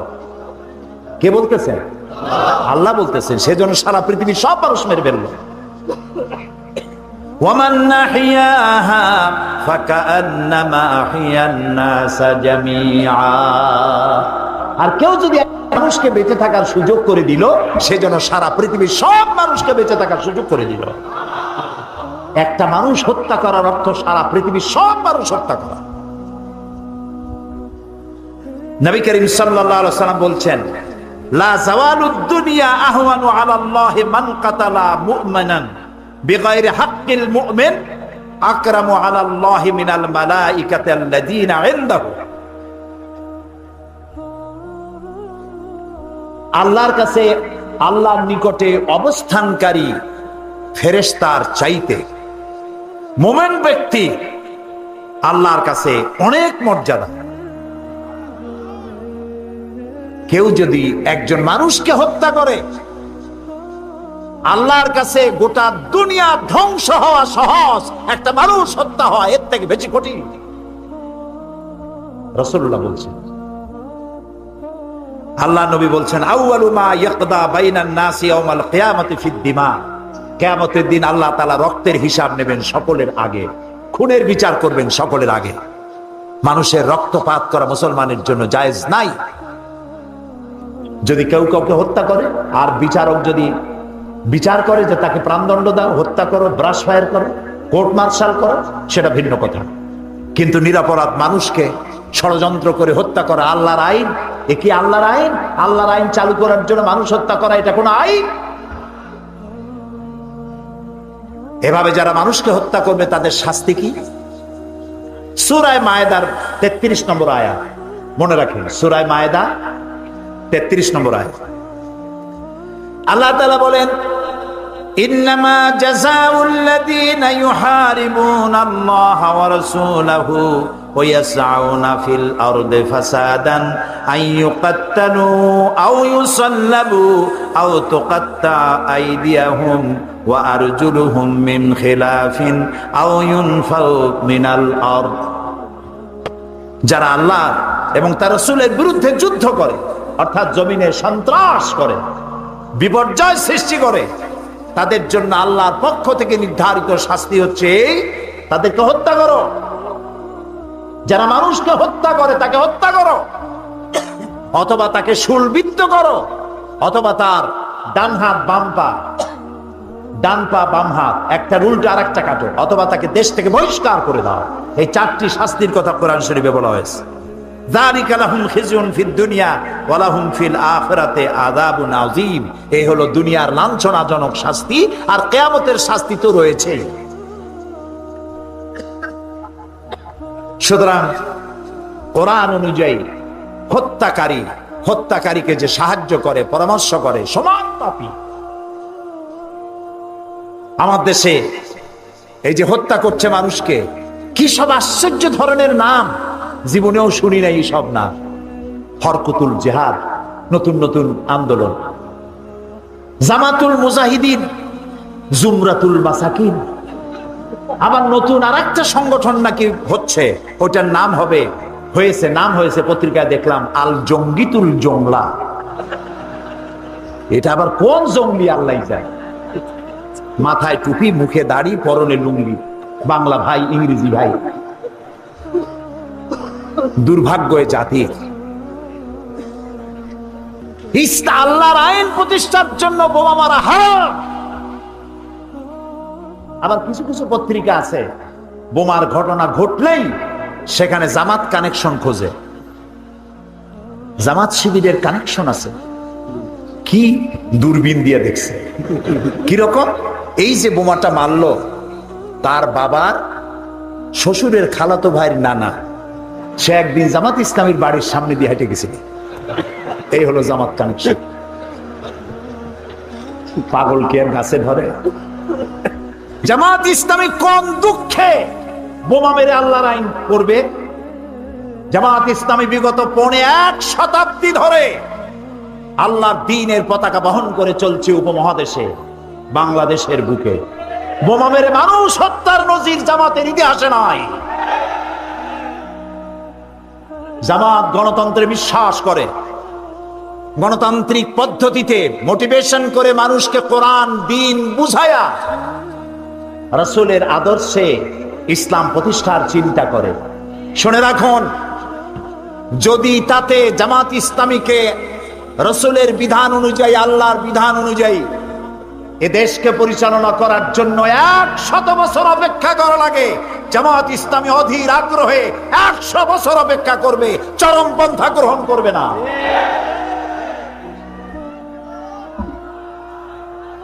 সুতরাং কথায় কথায় জামাত আর শিবিরকে আক্রমণ যারা করছেন, আপনাদের মতলব বুঝি। আপনারা মতলববাজ, যাতে মাতাল হলেও তালে ঠিক আছে। ইসলামকে বদনাম করার জন্য এই কাজগুলি আপনারা করেন। বিচারক যারা হত্যা করেছেন, জজকে যারা মেরেছেন, যারা মারায়েছেন, তারা মানুষ নয়, তারা নরপশু, তারা জানোয়ার। এই জন্য আমি অনুরোধ করবো আপনাদেরকে, জেএমবির সদস্য যেখানে পাবেন, যেখানে হরকতুল জিহাদ পাবেন, এইসব কাগজপত্র শুদ্ধ পাবেন, গরুর দড়ি দিয়ে বেঁধে পুলিশে সোপর্দ করবেন। আমি আবারও বলি, গতকালের মতো এই যে রাস্তায় রাস্তায় যারা দেওয়ালে দেওয়ালে দেখেন, ঢাকা শহরে, বগুড়ায় আছে কিনা আমি জানি না, খালি হারাম হারাম হারাম। কি এর একটা বাইয়ে না বুঝি টুজি না, কি এটা কোন কলা কচুর নাম? এই নাম দিয়ে গণতন্ত্র হারাম, পার্লামেন্ট হারাম, নির্বাচন হারাম, লং মার্চ হারাম। যারা এটা লেখেন সেই সব আহাম্মক বেকুবদের জিজ্ঞেস করতে চাই, গণতন্ত্র যদি হারাম হয়, সরকার পরিবর্তনের পদ্ধতি কি? বেটা লেখাপড়া জানো? কিভাবে সরকার পতন হবে, কিভাবে আরেক সরকার আসবে, সরকারে যাব কেমনে, সরকার পরিবর্তনের, সরকারে যাওয়ার পদ্ধতি কি যদি গণতন্ত্র হারাম হয়? আল্লাহ তাআলা বলছেন, অসাবিরুহুম ফিলাম, পরামর্শ ভিত্তিক রাষ্ট্র পরিচালনা করা আল্লাহর হুকুম, এটাই গণতন্ত্রের ইঙ্গিত। সুতরাং আমি পুলিশ, আইবিএসবি, এনএসআই, গোয়েন্দা বিভাগকে বলবো, দেওয়ালে যারা গণতন্ত্র হারাম লেখে, এই বোমাবাজি তারাই করে। রাত্রিবেলায় পাহারা দাও, যারা রাস্তায় গণতন্ত্র হারাম লেখে পিটাই হাত ভেঙে দাও। দেশে যদি গণতন্ত্র না থাকে, এই দেশ কমিউনিস্টের দেশের মতো হয়ে যাবে, জঙ্গলি বাসের উপযোগী হবে, মানুষ বসবাসের উপযোগী থাকবে না। যারা বিভ্রান্ত হয়েছেন, দেওয়ালে দেওয়ালে লিখতেছেন, এই লেখা বন্ধ করুন। সারা দেশে এই ধরনের দেওয়ালে লিখে যে পয়সা খরচ করেছেন, এই পয়সা দিয়ে শাড়ি কিনা গরিব মেয়ে লোকদের দিলে অনেক সওয়াব হইত। যে সব এলাকায় আর্সেনিক যুক্ত পানি খাইতে পারে না, সেখানে টিউবওয়েল বানাই দিলে সওয়াব হইত। গণতন্ত্র হারাম করিয়া নিজেকে জাহান্নামের জন্য তৈরি করেছে। প্রিয় ভাই সব, সারা দেশে এই বোমা আতঙ্ক এবং বোমা মারার যে একটা পদ্ধতি শুরু হয়েছে, এ ব্যাপারে আপনাদের চোখকে সতর্ক রাখতে হবে। এ ব্যাপারে আমি প্রধানমন্ত্রীর একটি কথা আপনাদেরকে শোনাতে চাই। গত বাজেট সেশনে কনক্লুশন বক্তব্যে দেশের মাননীয় প্রধানমন্ত্রী তিনি বলেছিলেন, লন্ডনে যখন বোমা বিস্ফোরণ হলো তাদের সিসিটিভি আছে সব স্টেশনে, সিসিটিভি দিয়ে টিভি ফুটেজ থেকে তারা বের করে ফেলেছে কোন স্টেশন থেকে কয়জন উঠছিল, পকেটে কি ছিল, ফালাইছে কোথায়, পালাইছে কোথায়, সব ধরে ফেলেছে। তিনি বললেন, আমার তো গরিব দেশ, আমি এত সিসিটিভি পাবো কোথায়? আমার দেশের 14 কোটি মানুষ, 14 কোটি মানুষের 28 কোটি চোখ সিসিটিভি হয়ে যাক, আপনাদের চোখগুলি সিসিটিভি হয়ে যাক, রাস্তায় চলাফেরায় ওঠা বসা। আমি প্রত্যেক মাকে বলবো, যত মা এসেছেন প্রত্যেক মাকে বলবো, প্রত্যেক পিতাকে বলবো, আপনার সন্তান, আপনার মেয়ে, তাদের পড়ার রুম খুঁজুন, ড্রয়ার দেখুন, বালিশের তলা দেখেন কাদের বই আছে, কাদের লিফলেট আছে। জেহাদ আর কেতাল দিয়ে আল্লাহর আইন তারা কায়েম করতে চায়, গণতন্ত্র হারাম করে দিয়ে। এসব ছেলেদেরকে ফিরান, চোখ সতর্ক রাখেন। এই কাজ যারা করে তারা মানবতার দুশ্মন, ইসলামের দুশ্মন, আল্লাহর দুশ্মন, রাসূলের দুশ্মন। আল্লাহ তাআলা তার কাছে দোয়া করব, আল্লাহ তাআলা এই বোমাবাজি যারা করে তাদেরকে হেদায়েত করে দাও, আল্লাহ তাদের হেদায়েত করে দাও।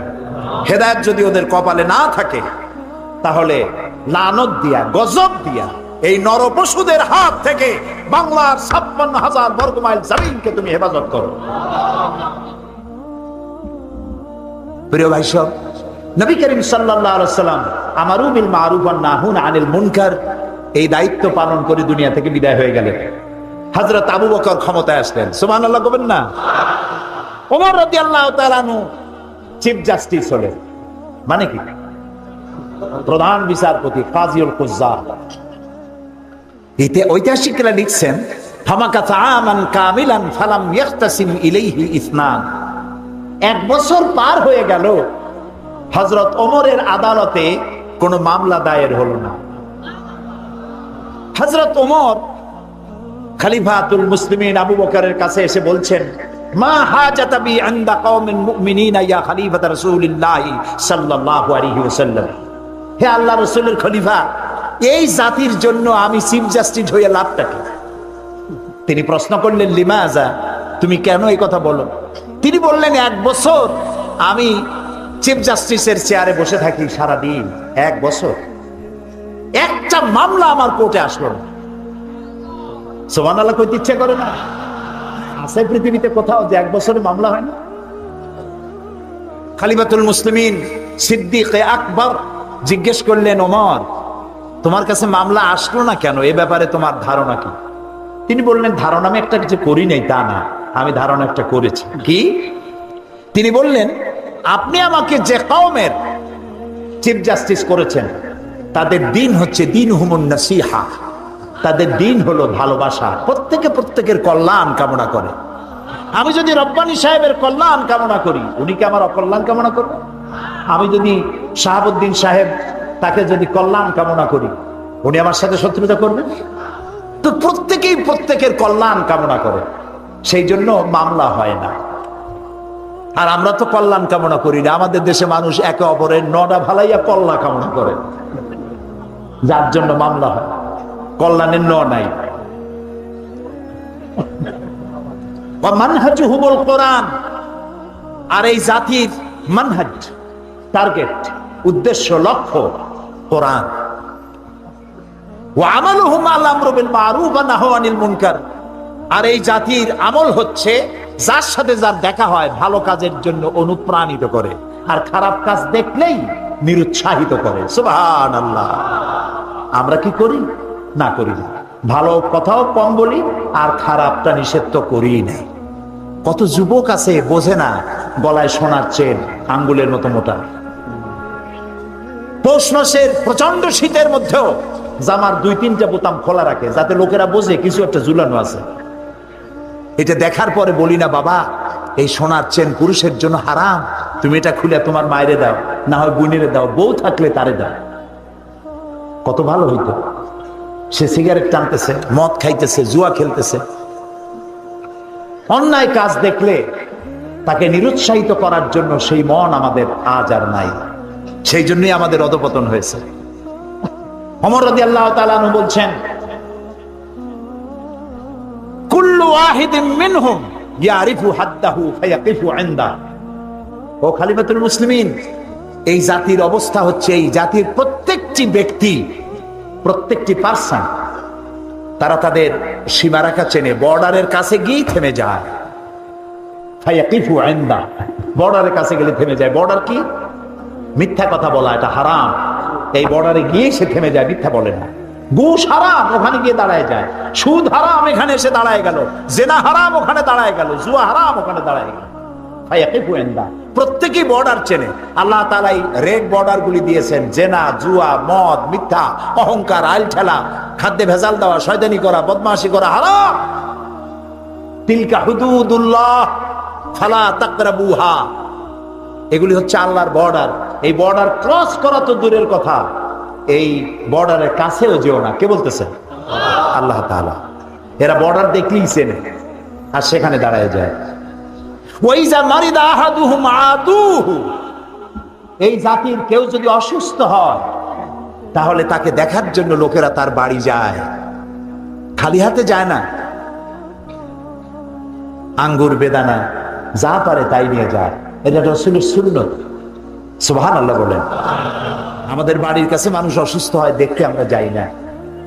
দেখতে গেলে পরে লোকটার মন নরম হয়। রাসূলুল্লাহ বাড়িতে যেতেন, অসুস্থ লোকের গায়ে হাত বুলোতেন। রাসূলুল্লাহ শিশুদের ভালোবাসতেন, একটা ছেলেকে বেশি ভালোবাসতেন। 2-3 দিন সেই ছেলেটাকে না দেখে রাসূলুল্লাহ প্রশ্ন করলেন ওই বাচ্চাদেরকে, ওই ছেলেটা কই? তারা বলল বোধহয় অসুখ হয়েছে। রাসূলুল্লাহ জানলেন ওই ছেলেটা একটা ইহুদির ছেলে। রাসূলুল্লাহ ইহুদির বাড়িতে চলে গেলেন, যে দেখলেন ছেলেটা জ্বরে বেহুশ। রাসূলুল্লাহ কাছে বসে রহমতের হাত তিনি বাচ্চার মাথার উপরে বুলাচ্ছিলেন, ফু দিচ্ছিলেন। বাচ্চার চোখ খুলে গেল। বাচ্চা তাকিয়ে দেখছেন রাসূলুল্লাহর চোখ দিয়ে পানি পড়তেছে। পরবর্তী সময় সে তো সুস্থ হয়ে গেলই, পরবর্তী সময় ইহুদির ছেলে মুসলমান হয়ে গেল। রাসূলের এই ব্যবহার, কি ব্যবহার! কারো অসুখ হলে দেখতে যাওয়া, এই অভ্যাস আমাদের নাই, কমে গেছে। কারো অসুখ হলে যান, একটু আঙ্গুর নিয়ে যান, বেদানা দিয়ে যান, একটু হরলিক্স নিয়ে যান, সূরা ফাতিহা পড়ে মাথায় হাত বুলায়া ফু দিয়ে দেন। পারবো আমরা? আল্লাহ যেন তৌফিক দেয়, বলি আমিন। ওয়াইজাফতাকারা নাসারুহু, ওমর রাদিয়াল্লাহু তাআলা আনহু বলছেন, এর মধ্যে কেউ যদি অভাবগ্রস্ত হয় তার সাহায্যে লোকেরা এগিয়ে আসে। বিয়ে দিবে মেয়ের, গাড়ি লাগবে একটা, 10টা গাড়ি নিয়ে হাজির। 2টা উট লাগবে, 15টা উট এসে গেছে। টাকা লাগবে 100, সবাই মিলে আনিয়ে নিয়ে প্রায় 5000 দিয়ে দিচ্ছে। কত ইজি হয়ে গেল কাছে। হযরত ওমর বলছেন, ফাফি মা হুম ইয়াখতাসিমুনা ইলাইয়া ইয়া খলিফাত রাসূলিল্লাহ সাল্লাল্লাহু আলাইহি ওয়াসাল্লাম, হে রাসূলের খলিফা, এই যখন জাতির অবস্থা তখন কেন তারা মামলা করবে? সুবহানাল্লাহ। সুতরাং 6 নম্বর এবং 7 নম্বর ছিল ভালো কাজের আদেশ করো, অন্যায় কাজ থেকে মানুষকে ফিরায় রাখো। 8 নম্বর, ওয়াল হাফিজুনা লিহুদুদিল্লাহ, আল্লাহর সীমান্তগুলি, সীমানাগুলি সংরক্ষণকারী মুমিনের কোয়ালিটি। কয়টা কোয়ালিটি বলছিলাম? 8টা। স্মরণ করাই দেই, মনে রাখেন। তওবাকারী, আঙ্গুরের করে গুনতে থাকেন। তওবাকারী, ইবাদতকারী, প্রশংসাকারী, পরিভ্রমণকারী, নামাজ আদায়কারী, ভালো কাজে আদেশ প্রদানকারী, অন্যায় কাজ থেকে মানুষকে বিরতকারী। 8 নম্বরে আল্লাহর সীমানাগুলি হেফাজতকারী। আল্লাহর সীমানা বুঝতে পারছেন? এই সীমানাগুলি সংরক্ষণ করা। এই 8টি কাজ যারা করবে, আল্লাহ তাআলা বলছেন ওয়াবাশশিরিল মুমিনিন, এই 8টি কাজ যারা করবে এই সব মুমিনদেরকে সুসংবাদ দাও। সুবহানাল্লাহ। কিসের সুসংবাদ দাও? জান্নাতের সুসংবাদ দাও। ইন্নাল্লাহা আশতারা মিনাল মুমিনিনা আনফুসাহুম ওয়া আমওয়ালাহুম বিআন্না লাহুমুল জান্নাহ, মুমিনের জান এবং মাল আমি কিনে নিয়েছি, বিনিময়ে মুমিনকে জান্নাত দান করে দিয়েছি। সুবহানাল্লাহ। এই 8টি জিনিস আমরা যেন কোরআন থেকে আমাদের জীবনে ধরে রাখতে পারি, এ তৌফিক আল্লাহ যেন আমাদেরকে দান করে দেয়। এই ছিল 2 দিন ব্যাপী আলোচনার জিস্ট। মোমেন হতে হলে এই 8টি কোয়ালিটি আমাদের মধ্যে আনতে হবে। আল্লাহ যেন আমাদেরকে তা দেন, আমরা বলি আমিন। প্রিয় ভাই সব, আমি এখন মোনাজাত করব। মোনাজাতের আদব হলো বসা। দাঁড়ানো ভাইরা সবাই বসেন, আর আপনাদের মধ্য থেকে কেউ যদি হাঁটে, বসা মানুষেরা দাঁড়ানো মানুষে বসায় দেন। আল্লাহুম্মা আমিন। রব্বানা যালামনা আনফুসানা ওয়া ইন লাম তাগফির লানা ওয়া তারহামনা লানাকুনান্না মিনাল খাসিরিন।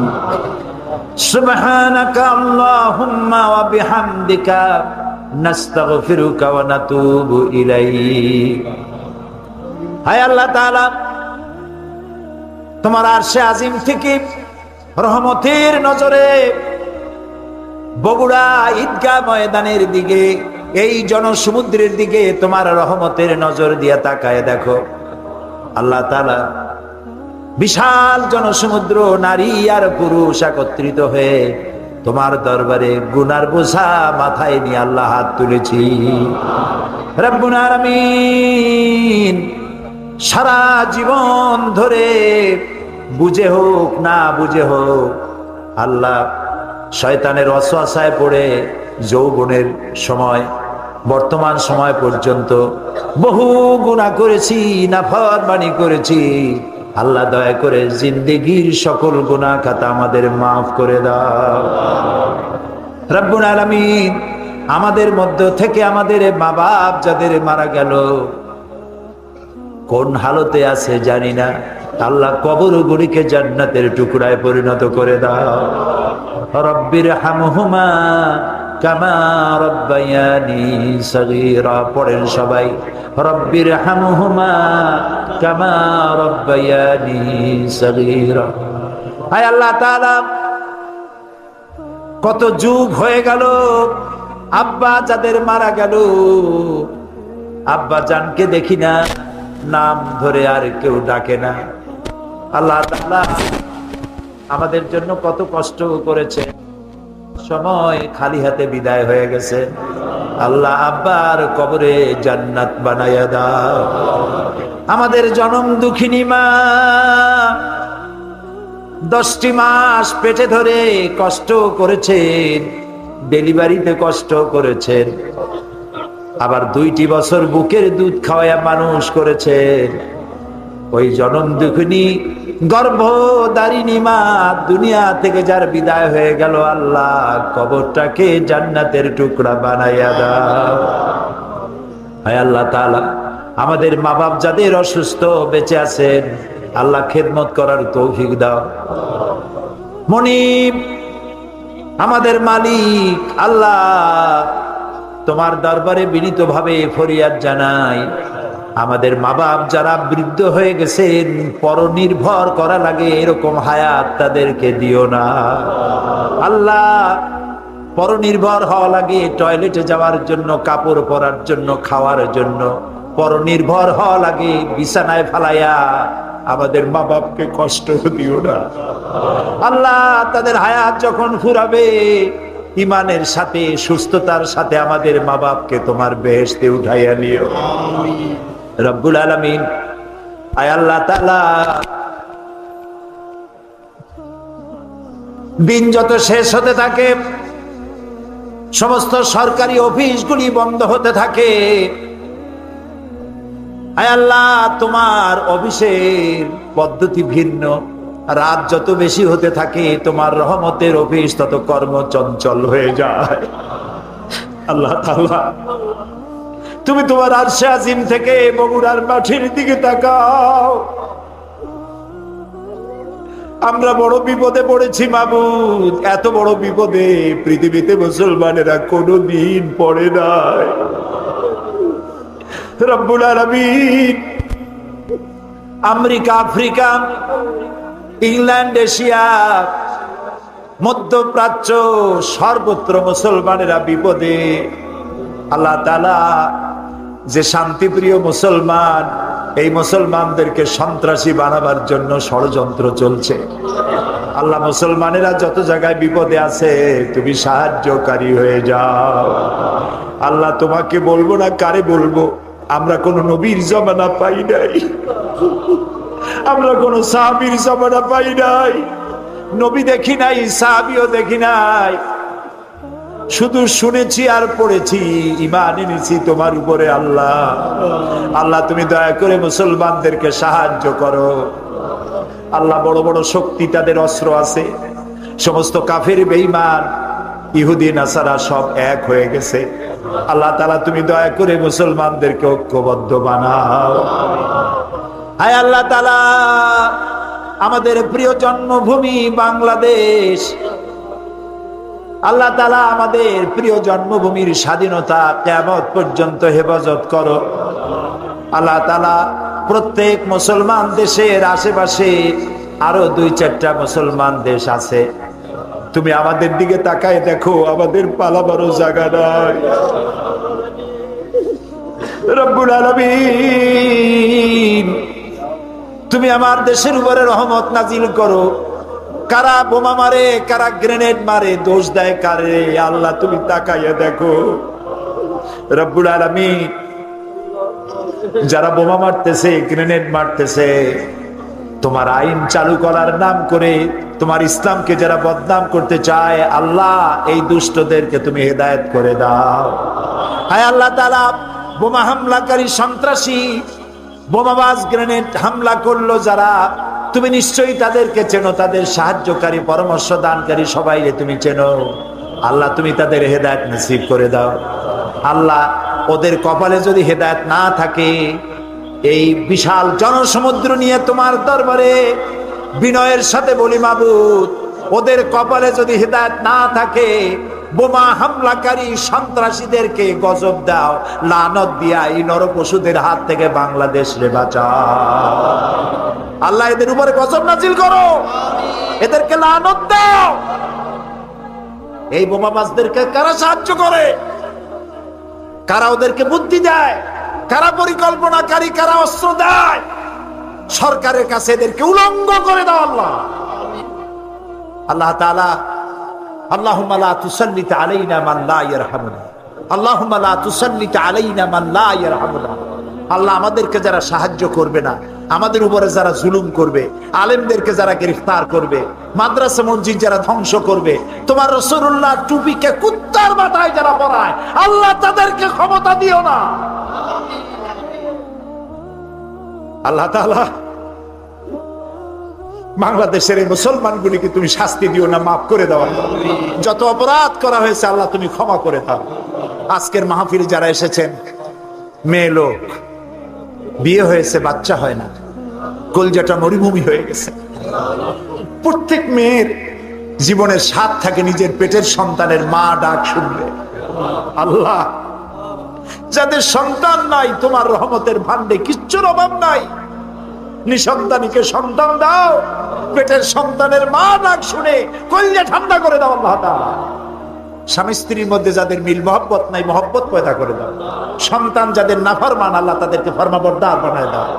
কলেজ, বিশ্ববিদ্যালয়, হাই স্কুল, মাদ্রাসার যত ছাত্র এখানে এসেছেন, সবাইকে পরীক্ষায় পাশ করায় দাও। সকলকে চরিত্রবান বানাও, দিনদার বানাও, ইমানদার বানাও। আল্লাহ তাআলা, ইসলামী আন্দোলন যারা করেন তাদেরকে এক বানায় দাও, যারা বিদ্বেষ সৃষ্টি করে তাদের হেদায়েত করে দাও। আল্লাহ তাআলা, বগুড়ার মাটি তুমি কবুল করো, ইসলামের ঘাঁটি বানায় দাও, পারস্পরিক মহব্বত বৃদ্ধি করে দাও, ব্যবসায়ীদের ব্যবসায় বরকত দাও। আল্লাহ, এটা গরিব দেশ, আল্লাহ তাআলা তুমি আমাদের মাঠ ভরা ফসল দাও, আমাদের নদী, হাওর, বিল, খাল ভরা মাছ দাও, আমাদের গাছ ভরা ফসল দাও, আর আমাদের সমস্ত মুসলমান নরনারীর বুক ভরা ঈমান দাও। কয়েক সেকেন্ড আমি আপনাদের জন্য ছেড়ে দিলাম। মাথা নিচু করুন, চক্ষু বন্ধ করুন, যার যা বলার আছে প্রাণ খুলে বলুন। দোয়া ফেরত হবে না, আল্লাহ দোয়া কবুল করবেন ইনশাআল্লাহ।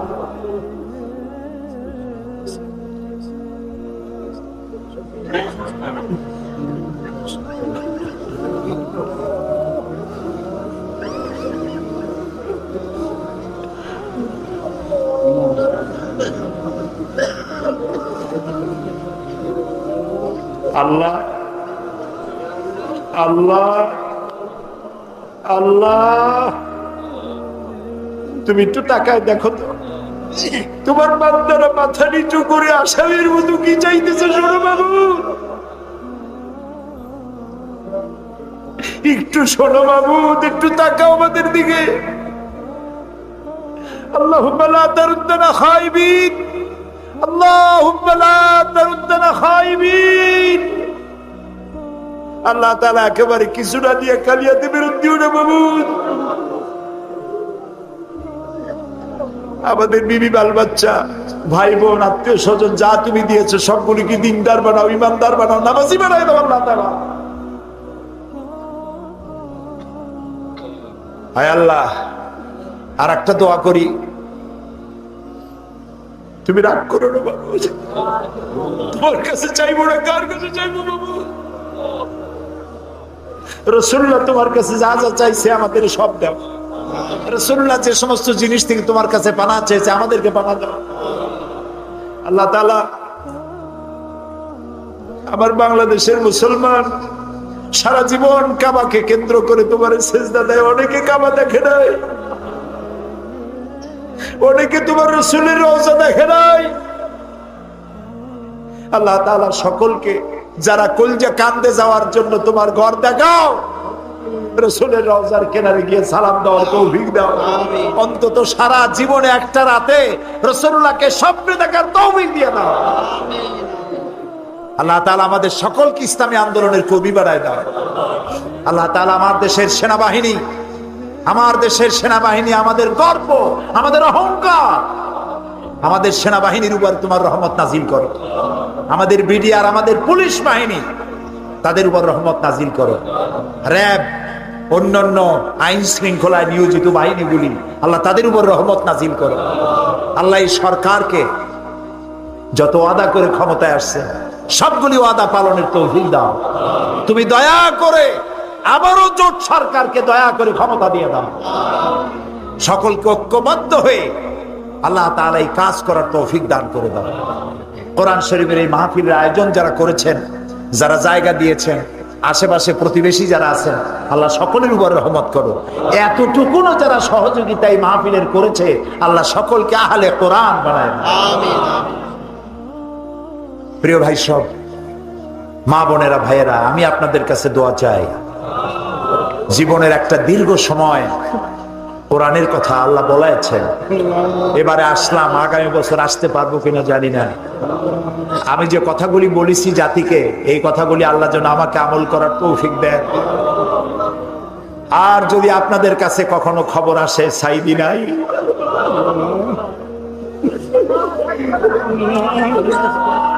আমি আপনাদের কাছে দোয়া চাইব, আল্লাহ যেন ইমামের সাথে আমাকে উঠান। কিয়ামতে আল্লাহ যদি বলে তোরে মাফ করে দিলাম, এর থেকে বড় পাওনা আমার কিছুই নাই। যদি আল্লাহ কয় তোরে মাফ করে দিলাম, আল্লাহ তাআলা তুমি আমাদের পারস্পরিক মহব্বত বৃদ্ধি করে দাও। ইসলামী আন্দোলনের যত শত্রু আছে আল্লাহ তাদের দিলের মধ্যে আমাদের মহব্বতের জায়গা পয়দা করে দাও।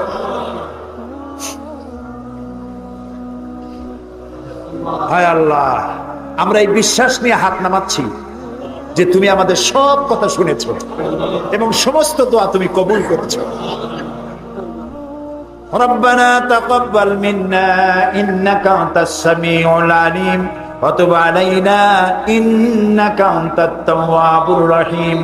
সুবহান রাব্বিকা রাব্বিল ইজ্জাতি আম্মা ইয়াসিফুন ওয়া সালামুন আলাল মুরসালিন والحمد لله رب العالمين واجعل آخر كلامنا عند الموت لا إله إلا الله محمد رسول الله.